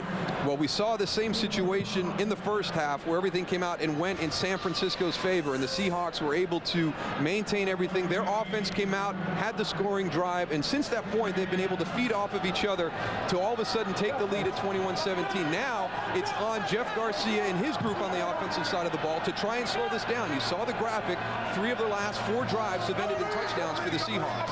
2nd down and 4, and they give it to Barlow. And Barlow, that's been the big problem. The 49ers have not been able to run the ball as Chad Brown stops Barlow in his tracks. 12 carries, 29 yards for Kevin Barlow, who has been impressive lately and coming off a 154-yard gain against Philadelphia with a season's high 30 carries. And this San Francisco offense over the last 3 games has rushed for over 600 yards. So they had really hit a stride running the football over the last few weeks. And for this to happen, I never thought that the Seahawks would be able to control the run game of the 49ers the way they have today. 49ers of 3 of 9 of 3rd downs. They need only 4 yards here, and the pass overthrown, and Cedric Wilson wants a flag, and he's going to get one. Marcus Trufant defending on the play, and Wilson, the ball sailed over his head. And there are a lot of questions here as the flag apparently is against the Hawks. Pass interference. Defense, number 23. Automatic. First down. And it's a first down. Now the question is, was it catchable? But maybe Trufant's play made it unable to be catchable here. He held tug right there. Yeah, I think that because Cedric Wilson was slipping, you didn't see the effort for the ball. So I definitely think that that was a catchable pass. And as a result of the penalty, the 49ers pick up a first down as they move it up toward their 46-yard line. Under 2 minutes to go in the 3rd quarter. And there's Garcia stepping up, and the pass nearly intercepted. Jed Weaver was the intended receiver. Randall Godfrey almost got his hands on it. Let's take a look at the way this game has started. Jed Weaver on the receiving end of Jeff Garcia's pass, and then Cedric Wilson goes in for the score. Seahawks came back. Alex Bannister and then Sean Alexander with a 3-yard touchdown run tied it up. Corin Robinson's 30-yard TD reception put the Seahawks in front after they had trailed 17-14, and that's where we are. 21-17 in favor of Seattle. 2nd and 10 on the 46. Hand off to Barlow.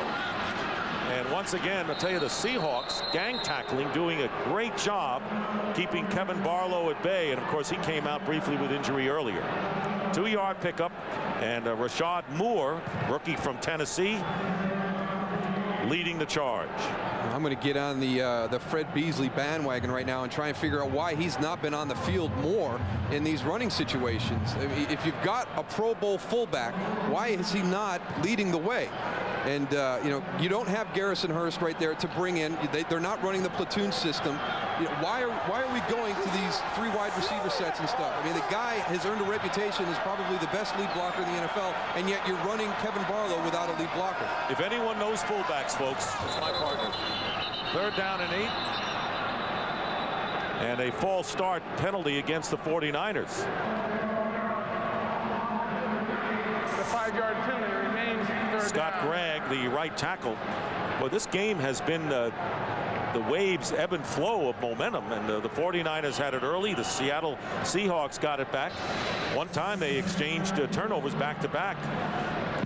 49ers leading the league in those false start penalties, and that brings up 3rd down and 12 on their 44.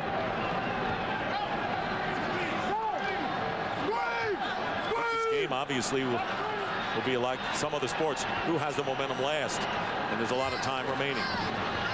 About a half a minute to go in the third, and Garcia is going to go down. And Sean Springs finally brings him down, but it was Chad Brown who made life difficult for Garcia, and a loss of 5 on that sack by Seattle. Chad Brown's going to come all the way from this point here, and if you have Chad Brown in protection, you better stay on him the entire time. You know, he's down on the ground, and he's still working to the quarterback. He is one of those guys that the play is never over if he is your man in protection. He is going to continue to fight to the quarterback until the ball comes out of his hand. Bill LaFleur kicking on 4th down. And Bobby Ingram on the kick that goes out of bounds. The 49ers have not gotten breaks from their kicking game, and that's been the tradition as far as place kickers for years here. Seattle 21, San Francisco 17 in his first visit to Candlestick Park. Never got to play here while playing for the Colts or the Ravens. He's here for Fox. First down on the 30-yard line, and Sean Alexander picking up 2 yards. Derek Smith there to meet him. We talked about Jim Mora's game plan coming into this game this afternoon to shut Sean Alexander down and force Matt Hasselbeck to win the game. Well, guess what? Look at that on the scoring drives today. He is perfect. 11 for 11. 2 of the 3 touchdowns coming from throws from Matt Hasselbeck. I'm going to start pressuring the quarterback and now see if Sean Alexander is going to be the guy that beats me. Alexander's gained only 27 yards and 12 carries. This has not been a running back's day. 2nd down and 8. And here is Hasselbeck and Corin Robinson. And does not get out of bounds, but he picks up 6 yards. Jason Webster on the coverage. So it'll be 3rd down and short coming up for the Seahawks. They lead 21-17. Mike Holmgren, who is a long-time offensive coordinator here for the San Francisco 49ers in the glory days of Bill Walsh, went on to Green Bay, won a Super Bowl with the Packers, has not really had success as of yet in Seattle, and just trying to get in the playoffs, and they need a win and help to do that. 3rd down and 2, and on the design rollout, and Hasselbeck wings it away. He was getting big-time pressure that time by Mike Rumpf and had to sling it away, so the 49ers hold, and the Hawks have to kick it away. Now they went to the well one time too many on that one right there. That's why Jim Mora is smiling. He's like, all right, they've been moving the pocket on me in these situations and sprinting Matt out to the right. I'm going to bring my pressure from the perimeter. I'm not going to send my guys up into the middle of the defense. He had 2 guys, Mike Rumpf, coming right into Matt Hasselbeck's face on that throw. 4th down, and Tom Ruin with the punt. Cedric Wilson with the fair catch at the 29. Plenty of time remaining. We just the start of things here in the 4th quarter. And it's gotten a lot cooler now, and the temperature has to be, boy, the high 50, probably a little less than that. We've got a woman from Alaska bundled up. I say it's a little bit much less than 50. Barlow going in motion on 1st down from the 27, and the fake handoff to the fullback, and Jed Weaver on the receiving end for a minimal gain. Anthony Simmons smelled that one out from the beginning, and a 2-yard pickup. Jeff Garcia, who missed 3 games due to injury. Tim Rattay came in and engineered a very impressive victory over the St. Louis Rams here at Candlestick. A 30-10 victory back on November the 2nd, but Garcia in the last 4 games has been outstanding and brilliant in the last 3. 2nd and 8. On the 29, Jamal Robertson, the running back, but this is play action, and Garcia having trouble finding a receiver, and finally getting Cedric Wilson. And again, a very short gain, which bring up a 3rd down. Well, that's the thing that you don't want to have happen, because Jeff Garcia is very dangerous on the move, and you'll see a couple throws here when he's in the pocket on some of the misdirection, but when he breaks contain and gets outside, extends that play, all of a sudden as a guy who's in coverage, you take your eyes off your man and you start to move towards the area where the quarterback's moving, and Jeff Garcia has the ability to pull up and dump those balls off. The pass to Jed Weaver for the touchdown, I mean, has a great presence where the line of scrimmage is, knows how to press it to that point, and then deliver the ball when the receiver breaks open. 3rd down and 2 at the 35, and Garcia getting time, and he flings it out to Kevin Barlow, stopped short by Anthony Simmons. Anthony Simmons playing a big-time game on defense for the Seahawks, and the crowd, which has been relatively quiet, but the boos were loud as they did not appreciate that particular play, and of course missing T.O. in this finale. And what that does, that allows you some options as a defense and how you want to play the passing game. And a lot of times when you go against a guy like Terrell Owens, you have to do things in coverage where you make sure you double him, and that limits what you can do, but they don't have to worry about that today, and they've thrown a variety of pass defenses at the Niners. Here is Ingram on the run, and he gets the ball close to midfield. So Seattle now looking, still a lot of time to go. They lead by 4. Good field position. This could be a big offensive series for them. Hunter lost his job as the holder, and he had a couple of good rolls for long kicks, but he has averaged only 37 yards a punt in his 7 attempts, and the Seahawks have good field position. You trying to cost him his job as the punter now, too? I don't have that power. Here's Hasselbeck on the screen to Sean Alexander, and here's Alexander with a 1st down and getting close to the 30-yard line. A big play, 20 yards on the screen to Alexander, with Peterson finally bringing him down. This is what they have done since the 2nd quarter to adjust to the blitzing style of the San Francisco 49ers. They've gone to a grouping of plays that will be effective whether they get the blitz or not. The screens have been one of those key effective plays since that point. They've been on touchdown drives. 3 of the last 4 times there's been a shift in the play calling, and that has taken San Francisco out of their aggressive package. Floyd Womack, who came in for Chris Gray, pulling on the play and doing a great job. And here is Alexander, bust up the middle, is a flag down, and Sean Alexander will be stopped at the 12-yard line by Tony Parrish, but there was a penalty flag thrown right at the center of the scrimmage where Alexander first hit the line before he bounced out. Holding. Offense, number 71. 10-yard penalty. Still 1st down. So the left tackle Walter Jones holding, nullifying a 20-yard gain. And this was a play that it was right at the point of attack. Here's Walter Jones right here. He's going to get his hands on the outside. You see right there, he kind of gets a little hook on Andre Carter. That allows Sean Alexander to be able to bounce that ball outside. So you got to keep those hands inside. If they get outside the framework of the body, just get them off and get them right back in, because you can grab a handful of jersey as long as it's on the inside framework of the defender. Hasselbeck over 300 yards in the game. 1st down and 20. And here's Maurice Morris. And Morris drags the defender for a 2-yard pickup. Jeff Ulbrich, who has a sack and an interception for the 49ers today, making the stop. You talk to the people that talk about penalties, and people don't understand, well, why are penalties so critical during the course of a game? It's a situation just like you saw in that series of plays. The Seattle Seahawks are going to have the ball 1st and 10 down around the 10-yard line, and instead they're sitting out here at 2nd and 20 beyond the 40. When they come at the wrong time with a big play on the line, take you out of your position to get points, those are the type of penalties that happen during the course of a game to a team that is struggling. They are rally breakers, pure and simple. 2nd and 18, pass thrown up there, and it is intercepted. Jason Webster. And the 49ers get it back, and you kind of had a sense they might pick it off the way that was just floated out there by Hasselbeck, and Webster returns it 17 yards after the pick. So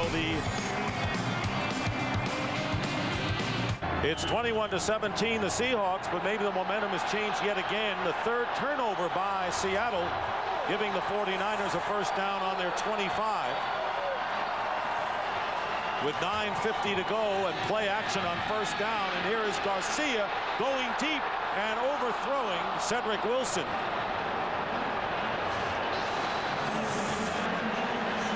You know, that last play on the interception was the first time that the 49ers actually came up and challenged the Seahawks. And the Seahawks, even though they audibled, the 49ers kept the pressure on and forced Hasselbeck into a bad situation. I'm standing right here. He threw into three people that were in the coverage, and just a bad throw, guys. Now you're going to see right here, here's the guys that are going to come on the blitz, but what happens is these two defenders right here will drop out. So it's a game of bait and switch. Matt Hasselbeck didn't call the audible off, and that's why he had all the defenders on the pass play right there. You'll see everybody converging on the ball. There's 3 49ers there. On 2nd and 10, this one bounces behind Brandon Lloyd, and again putting pressure on Garcia. Early in the game, the Seahawks were unable to put much pressure on Jeff Garcia, but they've managed to get close to him and hit him a few times in the second half. A lot of it is some different looks that Ray Rhodes has drawn up. A lot of times the Seattle Seahawks only become exotic in their pressure packages on 3rd down situations. But today, in any situation that Ray Rhodes has felt that it's going to be a passing down, he's given the 49ers some different looks to challenge the protection schemes. 49ers 0 for 4 on 3rd downs in the second half. They need 10 yards. Here they come, and the pass to Barlow on the screen changes direction and gets the first down. Big play for the 49ers. A 16-yard pickup. Chad Brown downfield makes the play, and Barlow is pumped. This is just a great athletic ability right here, because Kevin Barlow's got a big play to the outside. Look, he turns, he comes right back at Cheeky O'Keefer and Ken Hamlin. I mean, he's cutting across the grain right into 2 defenders when he has all his blockers out to the left on the outside. That is just a great cutback right there, because he was going into all the pursuit traffic. 49ers up to the 41-yard line, and the pitch to Barlow.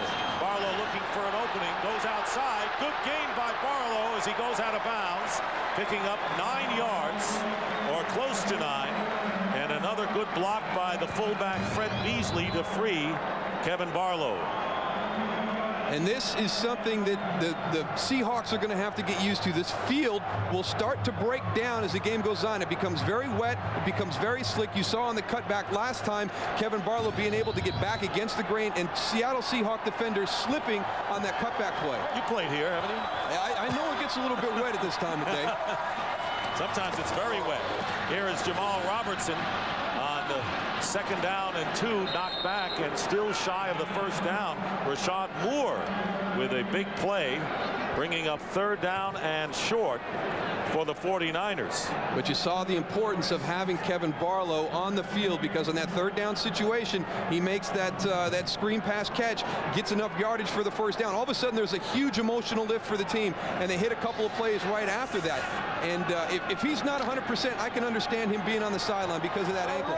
But I'm going to go up to him and say, hey, Kevin, I want you to go until you can't go anymore. I want to make sure you're in there late into this game, but I've got to have you on the field right now. He's not on the field right now, and instead Jamal Robertson is, and they're not going to get there. And that was Rashad Moore again. 2 huge plays by Moore, and that time Jamal Robertson is stopped short. Barlow is on the sidelines, and 4th down is coming up for the 49ers, and there's a penalty flag. There it is, thrown.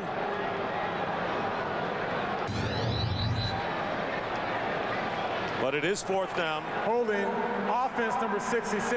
The penalty is declined, brings up 4th down. So the penalty on Heitman declined, and it's 4th down. So they gave it to Robertson twice on 2nd and short, then on 3rd and short, and now they have to give it up with Barlow on the bench.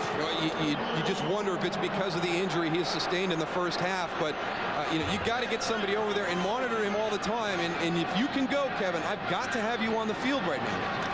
Here's Bill LaFleur, and this time he gets off a pretty good kick, and Bobby Ingram with the fair catch at the 15-yard line. 7:48 to go in the 4th, and the Seahawks lead. 48 remaining in the 4th quarter. The Seattle Seahawks need a victory to stay alive for their playoff hopes.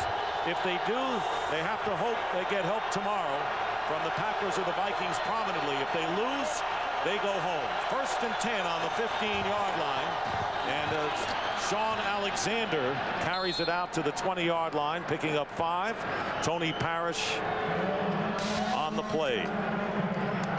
Well, you challenge a guy to come out and beat you, and you look at the afternoon that Matt Hasselbeck has had. He's had the last interception was the one that was the bad throw. The other one, you can let that one go. Warren Robinson finally coming up, a guy who was supposed to have a breakout season, really hasn't had the type of year a lot of people thought. And Chad Brown back from that virus. You've got some key guys that have stepped up on this critical afternoon for the Seahawks. And on 2nd and 5, trying to grind his way for yards is Sean Alexander, picking up 3, so it'll be 3rd down and 2 coming up as the clock will run under 7 minutes to go in the 4th quarter. Mike Holmgren, who gave up the dual duties of a head coach and general manager this year to Bob Ferguson, the GM, because Paul Allen, the owner, wanted him to just concentrate on coaching, trying to get the Seahawks into the playoffs. Their first undefeated home season in franchise history, but they've got to win this on the road to hang in. 3rd down and 2. And here's Hasselbeck with the pass, and it's caught by Darrell Jackson. 1st down, Seattle. So they've converted that big 3rd and short, getting 8 yards. And you remember on the previous plays, what the Seahawks were doing was sprinting the ball out to the right and getting Matt Hasselbeck on the move. Right there, they have him stay in the pocket. They shore up their protection inside, and they get Darrell Jackson on just a speed cut for the 1st down. And you know there are interested viewers in the camp of the Vikings and the Packers, because a Seahawk victory will put pressure on both of those teams. Minnesota finishes at Arizona. Green Bay hosting Oakland. Sean Alexander getting about 2 on 1st down, and now we're under 6 minutes to go in the 4th. Well, Matt Hasselbeck, a couple of real nice deep throws this afternoon for touchdowns. The one right there to Alex Bannister after he looked off 2 different receivers, and then here he just drops one right down the chute for Corin Robinson in the back corner, who does a great job of getting his feet in. Packers beating Oakland last Monday night, now playing Denver in the short week and a difficult week for Brett Favre, who lost his father. 2nd down and 7 with 5.5 minutes to go. Hasselbeck escapes the defense and completes the pass to Mealy. So instead of a loss, they complete it to Mealy and get 6 yards on the play. Brian Young put big-time pressure on Hasselbeck. Well, watch them all coming. I mean, all 3 of the linebackers are coming in. They've got games to the outside. Brian Young comes scot-free. Matt Hasselbeck extends the play, gets to the outside, finds his tight end open in the flat.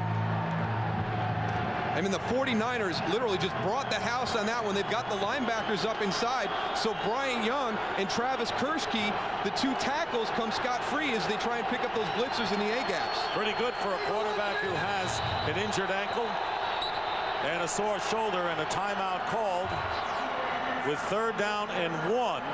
And if you're ever going to call a timeout, this would be it. A very important 1st down could be in the offing for the Seattle Seahawks with 5:06 remain. Cowboys and Saints. Dallas already clinching a playoff berth. And the Panthers want to get the momentum going. They have won the NFC South. Those are the featured games tomorrow. Coverage begins with America's #1 pregame show at noon Eastern, 9 a.m. Pacific here on Fox.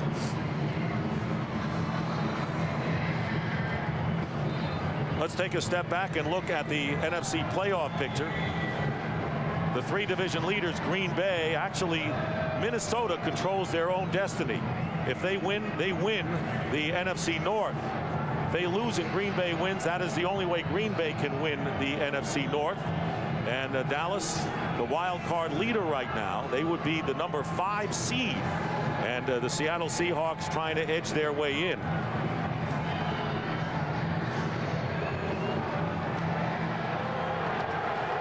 Seahawks started the year 5-1 and have been a win-loss team for all intents and purposes since then. 3rd down and 1, and Sean Alexander 1st down for the Seahawks, who are now chewing up the time, keeping the ball on the ground. Picking up 3 yards is Alexander, who has 41 in the game. We've talked a lot about Fred Beasley, but Max Strong also a nice lead blocker. He gets in there, gets right on Derek Smith, stops the penetration, and allows Sean Alexander to find that little seam right there to break through for the 1st down. Alexander, the numbers aren't pretty for him statistically, but he has made some big plays and scored a very important touchdown. 1st down, and they give the ball to Alexander. Busts one. Sean Alexander making the most of a quick opener and gets inside the 49ers 40, getting 18 yards in the process after Jason Webster missed the initial attempt to make the play. Well, what they had their entire defensive line slanting, everybody moving to the left, and Jason Webster was actually late coming in on the blitz. You see him right there, number 36. He didn't time that up very good because the Seattle Seahawks came out. You see everybody stunting there. Here he comes in from your left side late because the Seahawks came out and went on a quick count. They disrupted the timing of that blitz. That gave Sean Alexander the seam to get backside. And they're giving the ball to their workhorse down the stretch. Here he goes again. And maybe a yard on that play, but more important, the clock continues to roll. The 49ers, who lost the challenge and were hit with a timeout, have 2 remaining. As you pointed out, Dick, he has not had a good afternoon by his standards, but if you keep handing Sean Alexander the ball, eventually he's going to start ripping off some big runs. And we've seen how impressive with the stats that the 49ers have played at home this season defending the run. But you see right there his production in the first half compared to what he's doing now in the second half. Averaging nearly 6 yards a carry in the second half. Second down and 9. Alexander finds an opening off the left side. Sean Alexander inside the 20 and goes out of bounds at the 16.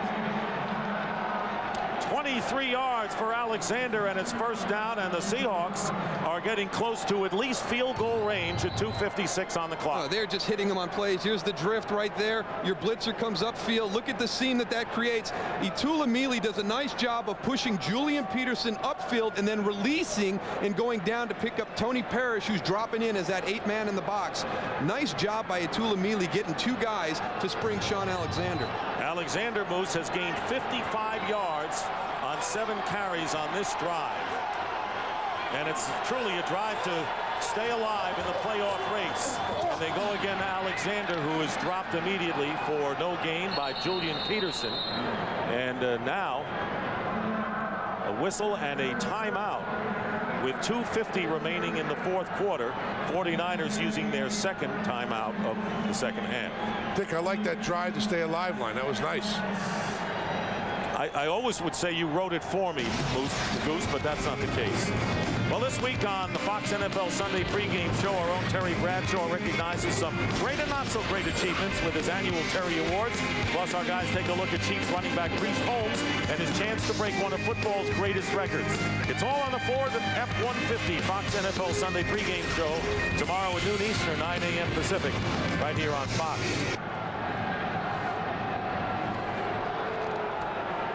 The 8 rushes, all by Sean Alexander, and getting the job done and using up a lot of time. And that's why the Niners were forced to call a timeout. They've really chewed up the clock on this drive. Number one, they've got to hold the Seattle Seahawks to a field goal to make it a 7-point game, but they've got to allow themselves enough time for them to get back down the field to get that tying touchdown. Maurice Morris into the game to give Alexander a breather. Tries to cut upfield and is hit. And this drive has now exceeded 5.5 minutes. And another timeout is called by the 49ers, and it is their third and final timeout. And it comes with 2:39 remaining in the fourth. Fox tonight, don't drink and drive, because they'll be waiting for you. An episode of Cops. Then it's an America's Most Wanted Salute to Heroes.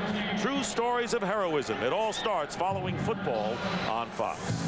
Well, we've seen the Seattle Seahawks accomplish a number of things this afternoon that they hadn't done previously on the road. But another one of these factors, and this has also happened at home, even though they've been able to pull games out, they haven't finished them. They've had leads. They had a big lead in Baltimore. They allowed Baltimore to come back. They've had an opportunity to put people away, but haven't done it. Last week, when they played the Cardinals, you know, they've got a chance to really just step on them and put them out of that game, and they come out and they have a very lethargic second half, have the turnover, have some of those problems that are always there for them. They cannot not convert here and settle for a field goal and allow San Francisco the opportunity to come back down the field and tie it. They've got to put teams away when they've got an opportunity. They've been here. Now they're sitting at 3rd and 11. They haven't done anything. There's all of a sudden like a relaxed atmosphere right when they get to a critical point in the game. Well, there was 7:48 remaining, and you're absolutely right, Moose. And they started from their 15-yard line. The 12th play of the drive is coming up next. But even with no timeouts, the 49ers would be a threat trailing by 7 if it comes to that.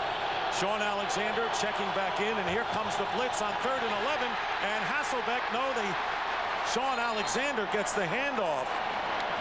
Chidi Ahanodu makes the save, and I think that they were in the backfield before the handoff was made by Hasselbeck. That's what you call a jailbreak right there. The 49ers do a great job of timing this one up. Watch them hit this. I mean, everybody is coming in. They're coming free. What they're trying to do, that was that casino package right there. So I guess one of the plays that they expected to use, all right, if everybody's coming up and hitting gaps and you're going to leave the center of the field open, we're just going to try and slip our running back and see if he can find a way to get through that wave of defenders and break that seam, because if he gets through that 2-yard level, there is nobody there to stop him. They were trying to force a turnover as well, and they didn't. As we come down to our 2-minute warning, we'll be right back.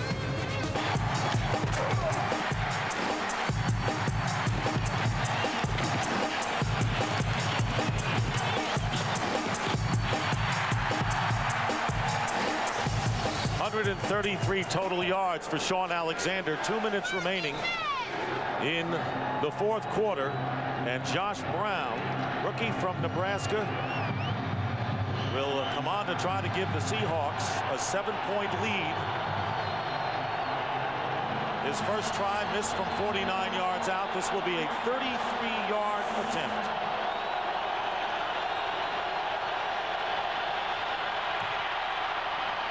And Josh Brown's kick is good, and the Seahawks now lead by a score of 24-17 with under 2 minutes to go, and the 49ers needing a touchdown and a conversion to tie, or a 2-point conversion to possibly win, are out of timeouts. Yeah, but they accomplished what they set out to do on that drive. Number one, hold Seattle to a field goal, make it a 24-17 game. Then use your timeouts and the 2-minute warning to allow yourself enough time. Yeah, okay, if we do that, we're not going to have the timeouts to work on our drive. We've got to work the sideline. We've got to get into that hurry-up style offense. But they've left themselves almost 2 minutes to go with a touchdown needed to tie the score with the extra point. I think they accomplished what they set out to do. Now let's see if Seattle's defense can come out and finish a game, something that they have struggled to do all season on the road. Their offense gave them a chance. Now it's up for them to close the deal. And maybe they did limit him to a field goal, Moose, but I'll tell you what, they made the 49ers use their timeouts. They took 6 minutes off the clock.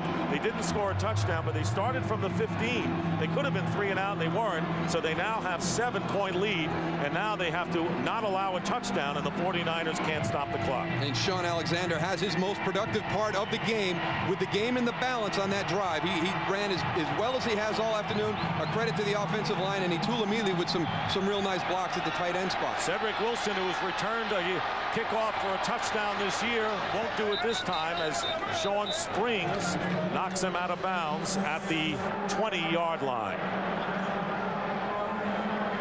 Today's game is being produced by Bob Stenner and directed by Sandy Grossman. The associate director is Charles McDonald. The broadcast associates are Wayne Wilson and Michael Peoples. The sideline producer is Jacob Ullman. The technical producer is Bob Mueller. The pregame show produced by Scott Ackerson and directed by Bob Levy. The studio technical supervisor, Jack Simmons. The senior producer is Bill Brown, and the executive producers of Fox Sports are Ed Gorin and David Hill. First down from the 30-yard line.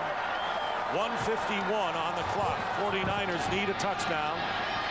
And on the first play, Barlow goes out of bounds to stop the clock after a pickup of 6. Well, Fox tonight, don't drink and drive, because they'll be waiting for you. An episode of Cops, and then it's an America's Most Wanted Salute to Heroes. True stories of heroism. It all starts following football on Fox. And we'd like to thank our spotter, Chris Visser, our statistician, Rick Odioso, for their fine work all season long. Mike Eldridge and Charlie Dameyer working stats down in the trucks as well. 2nd and 4. Out of the shotgun. Garcia has Ty Streets, who's hit, and goes out of bounds and stops the clock at 1:42. It'll be enough for a first down. Ken Lucas providing the hit on Streets. Ball is at the 42 of the 49ers. Well, you know, all the Seahawks fans are watching this game right now going, why are you playing prevent defense? It's the most trying time of the game because you're not getting any pass rush because you don't want to blitz and give up the big play over the top. But sometimes it's just like a slow bleed. They're coming down the field, hitting 8-yard chunks, getting out of bounds. It's like, why do you do this to me? Moose, sometimes the prevent defense prevents you from winning. First down at the 42. And here's Garcia. And Garcia's pass incomplete, bounces before Brandon Lloyd can make a play. Second down and 10 coming up at 1:36 on the clock. Seattle Seahawks trying to win and hang in there, as you see Brandon Lloyd, who made a big play today. Lloyd, the rookie from Illinois, who made a spectacular play to bring the 49ers into a tie with the Eagles last week, and then a leaping catch for a two-point conversion. And with Terrell Owens out, getting big play today.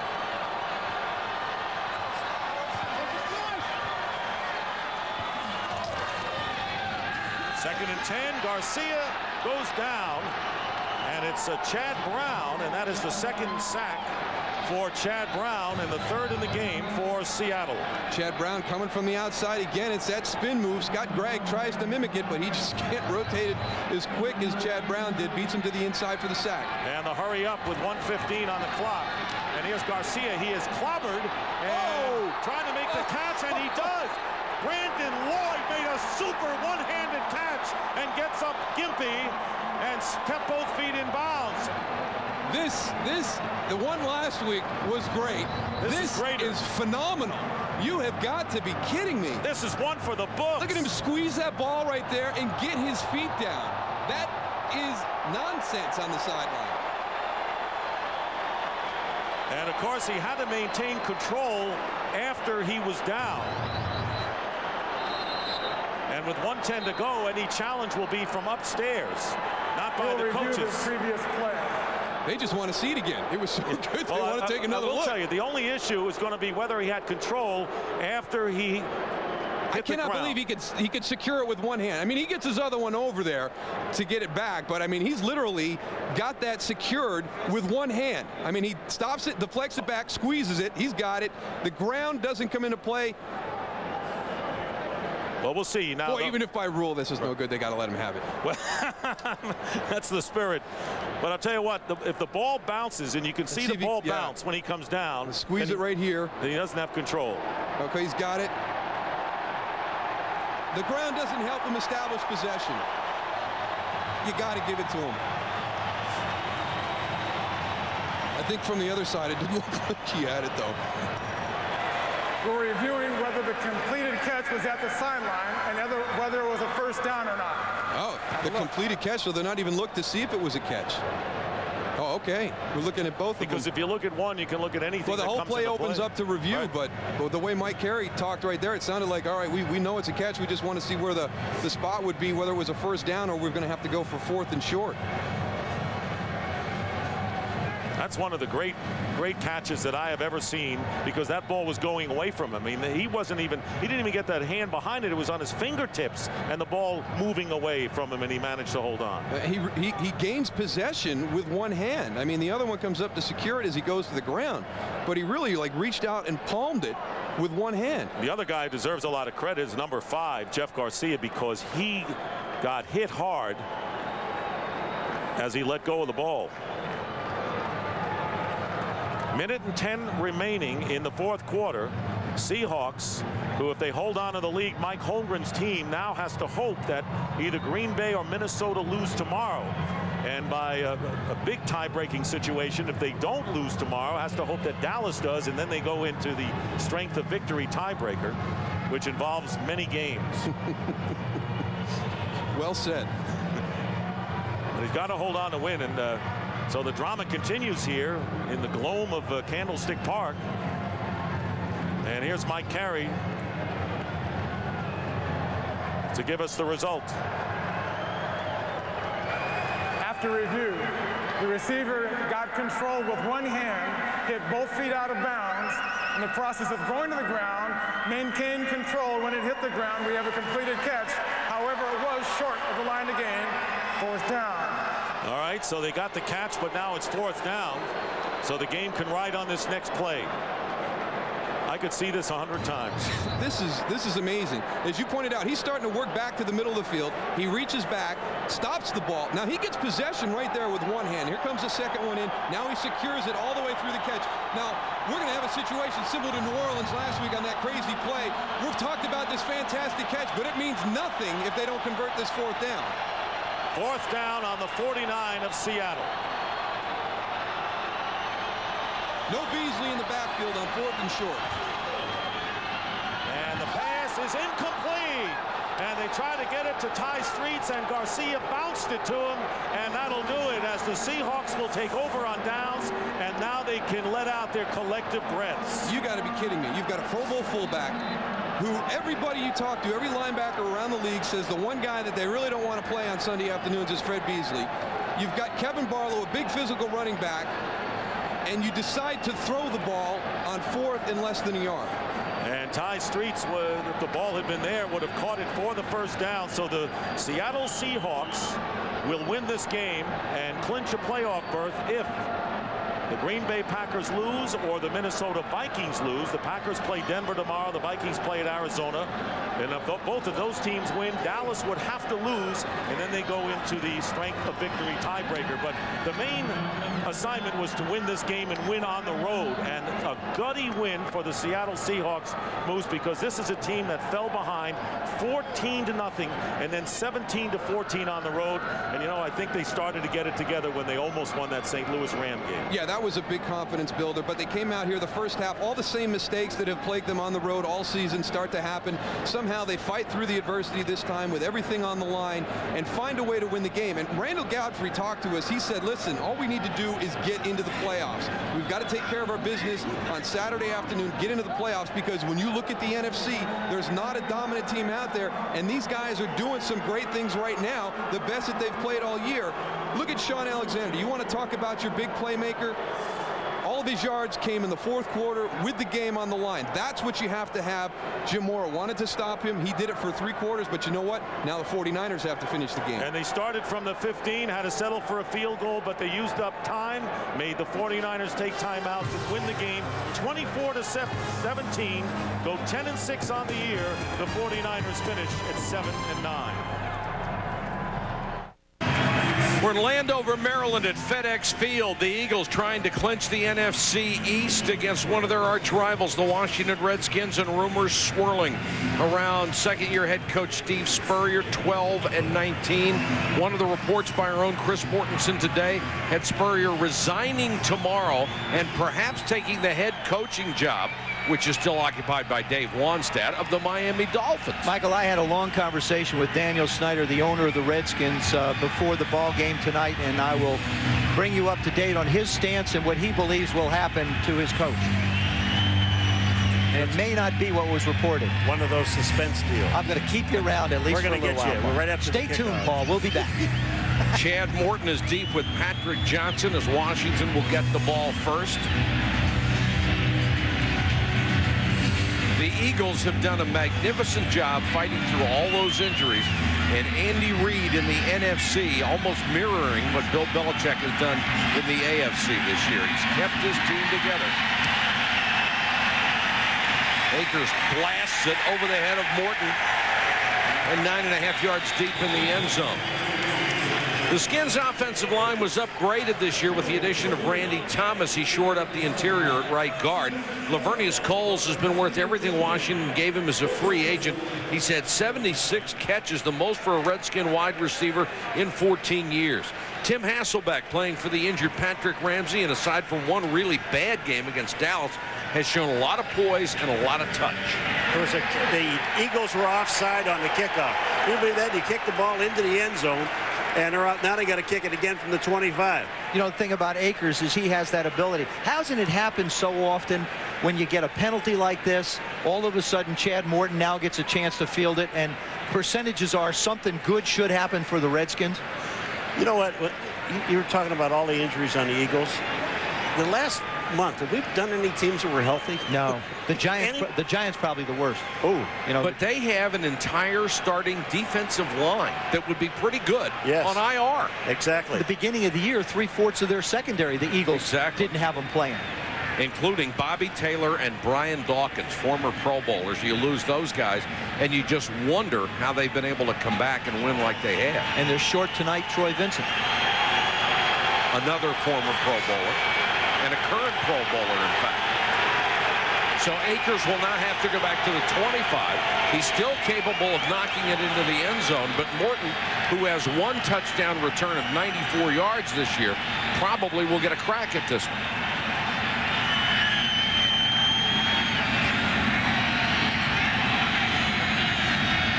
We are underway again from FedEx Field. Shorter this time, and Morton will have a chance from the 4. Chad Morton stops short of the 25-yard line. The Eagles' defensive line, beset by injuries, has got an outstanding job from Corey Simon, his 6.5 sacks, #2 for defensive tackles in the NFL. Mark Semino, undersized for a middle linebacker, but his speed and toughness have made him Philly's leading tackler. And Brian Dawkins may be the best safety in the game. A foot injury cost him 10 starts. He has all the tools and is a wicked hitter. Johnson and Cartwright are the running backs.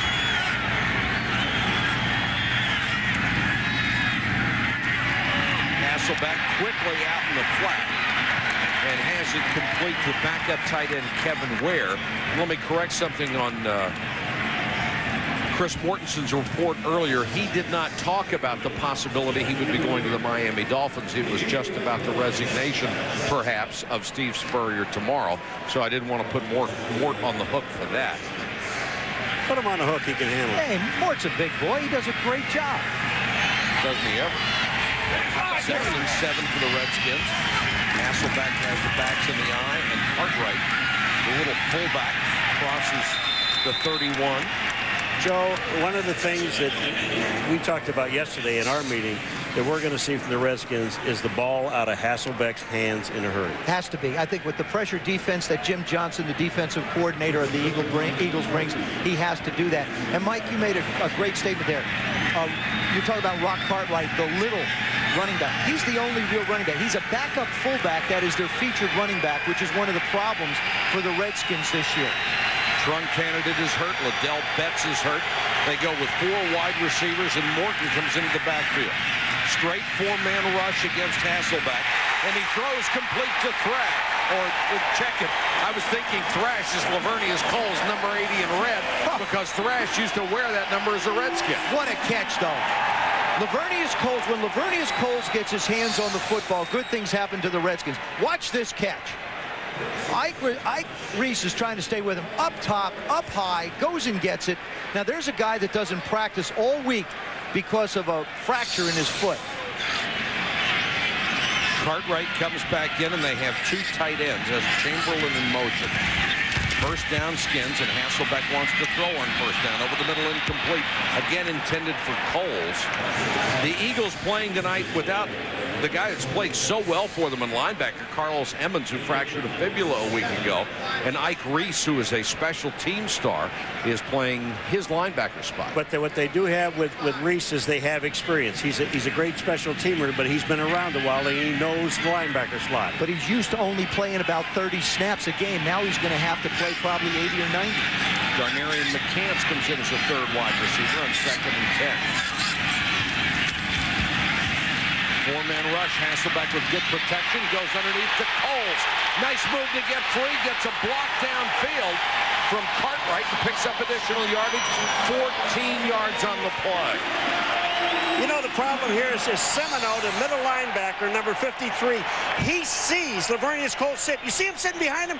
He makes a late break on the ball, and when he makes that break, Lavernius Coles makes a move. Watch the quick move back to the outside. Bang! There's Semino on the ground. He's got to get up into that slot faster. Redskins moving it well on the opening drive of the ball game. Cartwright Gets a couple. Let's check in with Susie. And just to appreciate what Lavernius Coles is doing, he's doing this with a fracture behind his big toe, and talking to him before the game, as Joe said, he's not able to practice except on Friday. He makes it work so he and Tim can work on that timing. And he said Tim's just been so great. He comes in and doesn't miss a beat. Now, Tim says of Lavernius that he's the most enjoyable guy to play with. You can always count on him, but he does play at a different speed than anybody else. So that timing is so important. And he'll have to have surgery on that foot after the year, Susie. John Simon is the only man in the backfield right now as Hasselbeck goes back to throw again. Dumps it underneath. And Simon makes his third catch of the year. Nate Wayne makes the tackle. Tim Hasselbeck is one of those guys, and we've had so many this year, who was so unheralded coming out of college, an undrafted free agent from Boston College, had to go to NFL Europe, spend time on practice squads for 2 ball clubs, signs with the Redskins halfway through the season, and is now making his 5th career start. We had him in his first career start only 3 weeks after he had signed with the ball club, and he did very well, threw the ball just like he is right now. Blitz finally coming, and Hasselbeck unloads, incomplete contact. McCants wants a flag. He was covered by Lito Shepherd, and no penalty. Well, I'll tell you what, it looked like Lito Shepherd had a shirt. But Darren McCants does a good job. He really tries to slow down and almost entice the interference, and that's what got Steve Spurrier upset. No. See, he slows down. He slows down to try and get contact. The guy who was great at that was Chris Carter. Chris Carter used to slow down enough so that guys would push him around. McCants doesn't quite have the rep, so he doesn't get the call. But actually, I think it was a good no call. It was. Lito Shepherd did not grab it. John Hall, who has a long of 54 this year, will try this one from 52.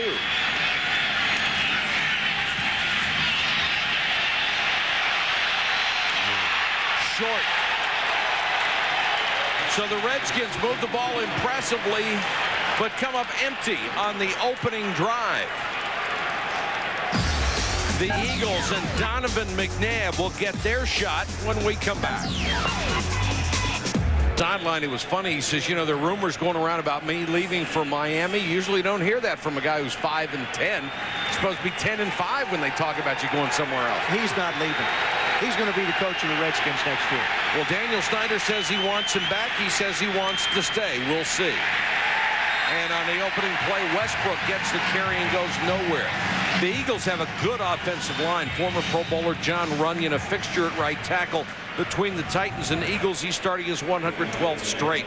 The receivers have not produced big numbers. James Thrash has the most catches, 47, the most yards, 550. And Donovan McNabb voted to his 4th Pro Bowl this year. After a horrible start, he has regained his Pro Bowl form in the last 8 weeks. Buckhalter, one of the heads of the 3-headed monster, is in the tailback. And McNabb, play action. Throws on the run. Pinkston across the 40, out of bounds at the 35. You're going to see this all night, folks. You're going to see a great throw on the run. And look where the ball is thrown to Pinkston. Here's the play action. McNabb comes out the outside. There really is no one there. He's got a blocker in front of him. Now he throws. Look where this pass is. Down and away. Pinkston just has to go down and catch. I mean, doesn't really have to bend down. And he seems to throw the ball so much better with that thumb heel. 56% completion. Remember, the first 6 weeks he was at 47%. And had the lowest passer rating in the NFL. It was amazing for him. Now here goes McNabb throwing on the run again, and Staley dives and can't get it at the 22. He was open and McNabb couldn't get it to him. What unbelievable presence. Donovan McNabb wants to go up top. Andy Reid, not the most patient play caller. Play action fake. He wants to go up top, doesn't have it. Now look at him buy time with his legs. But yet he keeps the vision where everyone is and throws the ball just a little bit short to Deuce Staley. When he rolls to his right, he doesn't want to run. When Donovan McNabb is flush to his right, he wants to throw the football. The Redskins know that. But knowing something and stopping it are two different things. Did you notice the wide shot of Deuce Staley? There wasn't anybody within 15 yards.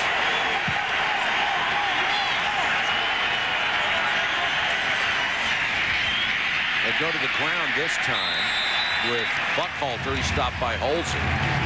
Redskins defensive line has struggled. Holsey leads the group up front in tackles with 40. But that's just 8th on the team. LeVar Arrington, a Pro Bowler for the 3rd straight season, only yesterday signed a contract extension worth $68 million. Champ Bailey will be going to his 4th Pro Bowl after battling through injuries all year. His latest, a concussion last week. Got his face stepped on in the Bear game. 3rd and 8. Staley is the running back. Blitz coming. McNabb throws back across the middle. Westbrook inside the 15, first down, a gain of 17 yards. I'll tell you, this is all McNabb, but Westbrook comes in motion. Deuce Staley is the lone running back. Westbrook comes in motion, number 36, and then he comes back underneath. You'll see the motion there. Westbrook's to the right of your screen.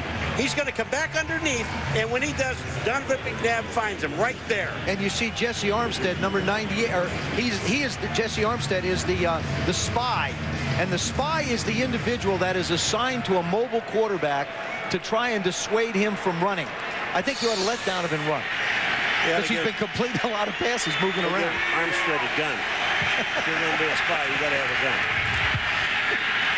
Staley was open in the flat, still open, and finally McNabb goes to him. And Deuce battles his way inside the 5 near another first down. Champ Bailey made the tackle. One of the things that Andy Reid likes to do and takes a lot of pride in is moving the ball around. 7 players with 20 receptions plus, which ties the Colts, who we know moved the ball around with Peyton Manning. This is one of the statistics. As a matter of fact, it is the single statistic that Andy Reid likes to check after a game is over. How many receivers have touched the football? How many guys have had a chance to make plays with the ball? Buckhalter will be the running back, and John Ritchie comes in as the fullback. On 1st and goal, little swing, Buckhalter. Bailey is out there, gain of a yard. What I like about these 3 guys in the backfield, you know, you say, all right, they're all different. Really not. One thing that they do have is that quick burst when they first catch the football. They're always heading upfield towards the goal line.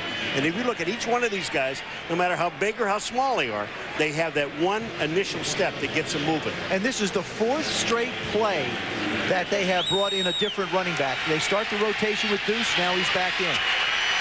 And pretty good in the red zone. Quick play, they throw it for the touchdown. There was no Redskin in the vicinity, and Lewis was wide open as the tight end split out. Boy, Are you kidding? This awareness by the quarterback. I'll tell you what, unbelievable. This is what happens when you go real quick. There he is out there. Donovan just stands up and fires the ball outside. No Redskin in sight. There he is, tight end, Chad Lewis. Boom, touchdown. You could see 2 of the Redskins, a linebacker and a defensive back, turning around talking to each other about, hey, isn't somebody supposed to be out on that guy? Somebody was supposed to be. Well, it was LeVar Arrington and Champ Bailey. Those 2 guys, one of them made a mistake. And while they were chatting, Chad Lewis was stepping into the end zone with a football. McNabb, 5 out of 6 on the drive, and the Eagles quickly on top, 7-0. Capitol at the end of Pennsylvania Avenue, just Constitution ends up down there, and North Capitol Street. What a great city this is. What a great city. Beautiful. Been a great place to play football. A lot of people out for a team that's 5-10. Terrific support in this city. Yeah, but they're not real happy right now. No. Redskins had 11 guys covering 10. Well, let me tell you something. If you're going to leave guys wide open, it's fixing to get real bad. Yep. I mean, you've got to at least put somebody out there on it. And Coach Spurrier is probably as baffled as anybody, but he has to be somewhat pleased with the way his offense started. Akers kicking to Morton from the 3. Morton stumbles across the 25 to the 26-yard line.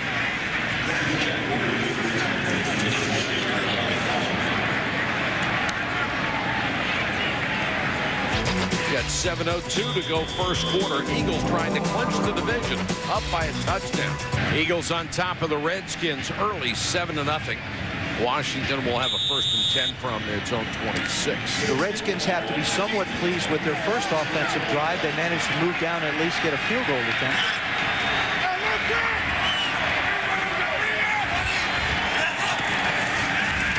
Hasselbeck with a 4-man rush.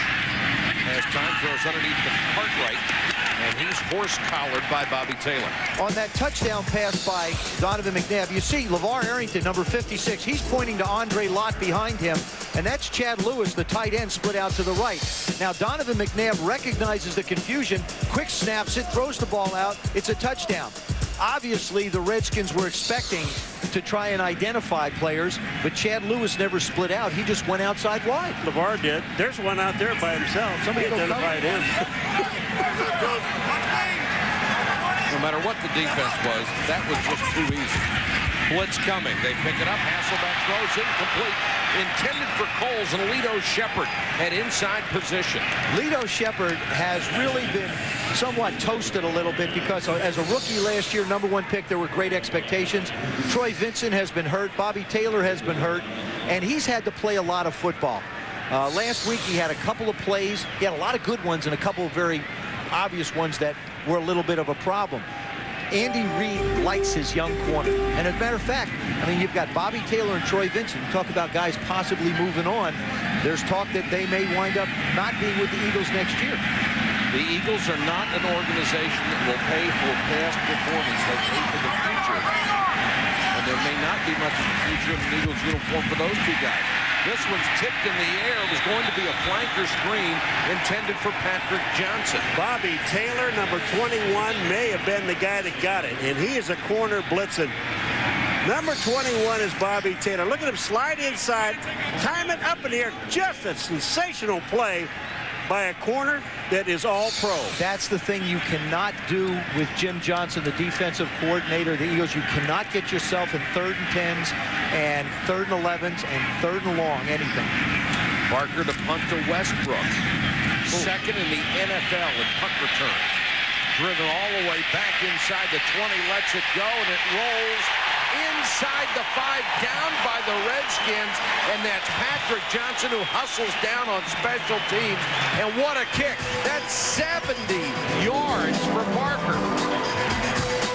Out of their special team. Well, Michael Westbrook, if he catches this ball, if he gets back and catches it, he'd catch it probably on the 15. Now, as you look, there's Patrick Johnson as he moves up to try and block him. He probably would have wound up running that ball to the 30 or 35-yard line. He really gave up about 30, 35 yards of field position by just not fielding the punt. That's 70-yarder, the second longest of Barker's 14-year career. McNabb wants to throw out of the end zone. A lot of time, throws incomplete, intended for Pinkston. Let's go to Susie. Well, Mike, I talked to Bruce Smith before the game, and I asked him what he was feeling.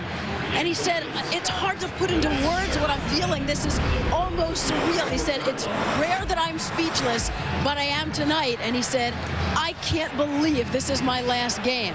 Now, Bruce hasn't said publicly that he's retiring, but I think we can take that as a retirement speech. What an unbelievable career. He leads the league in sacks with 200. He said that's a lot better than 199, which sounds like something you'd pick up at a discount store.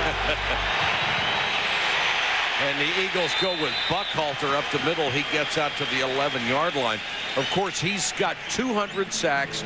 The career leader passed Reggie White a couple of weeks ago.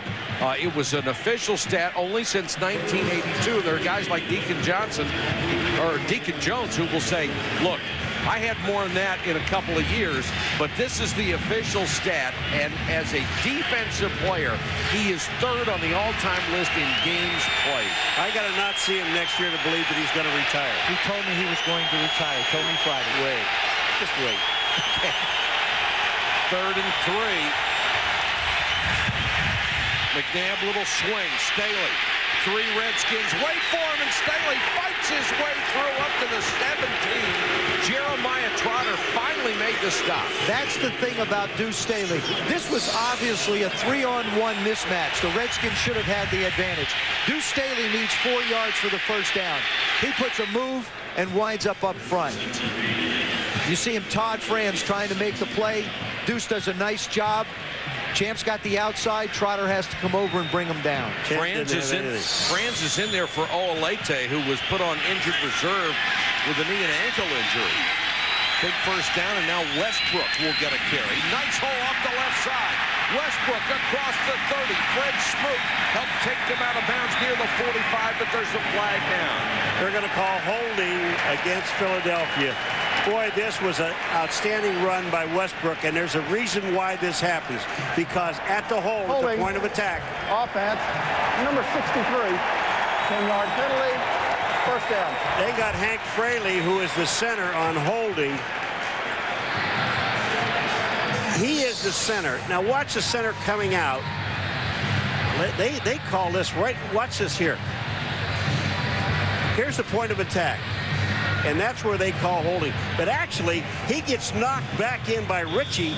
They knock back Jeremiah Trotter right into him. But I think he gets that left arm around the old horse collar. I'll bring you down. Hopefully the ref don't see it move.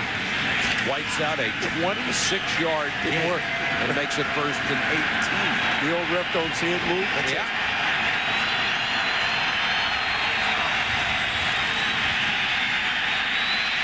McNabb. Pinkston. What a catch!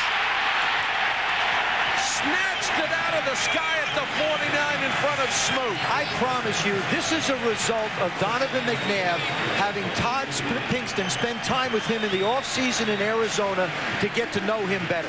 He is not open. Todd Pinkston is not open. Fred Smoot is trailing him, and Todd France, and look at him go up and make the play. But he throws this ball, and it almost looks like it's short. But this was all Pinkston going up in the air. Smoot didn't have a chance. What a great throw. Donovan has such great confidence in these receivers now. Freddie Mitchell has stepped up. James Thrash has been solid for him. From the 49. Low throw to Thrash, the former Redskin. Turns around and drags Matt Bowen with him for a couple. Let me say something about Donovan McNabb. Joe brought up to him in the meeting. He says, you know, you've been sacked 43 times.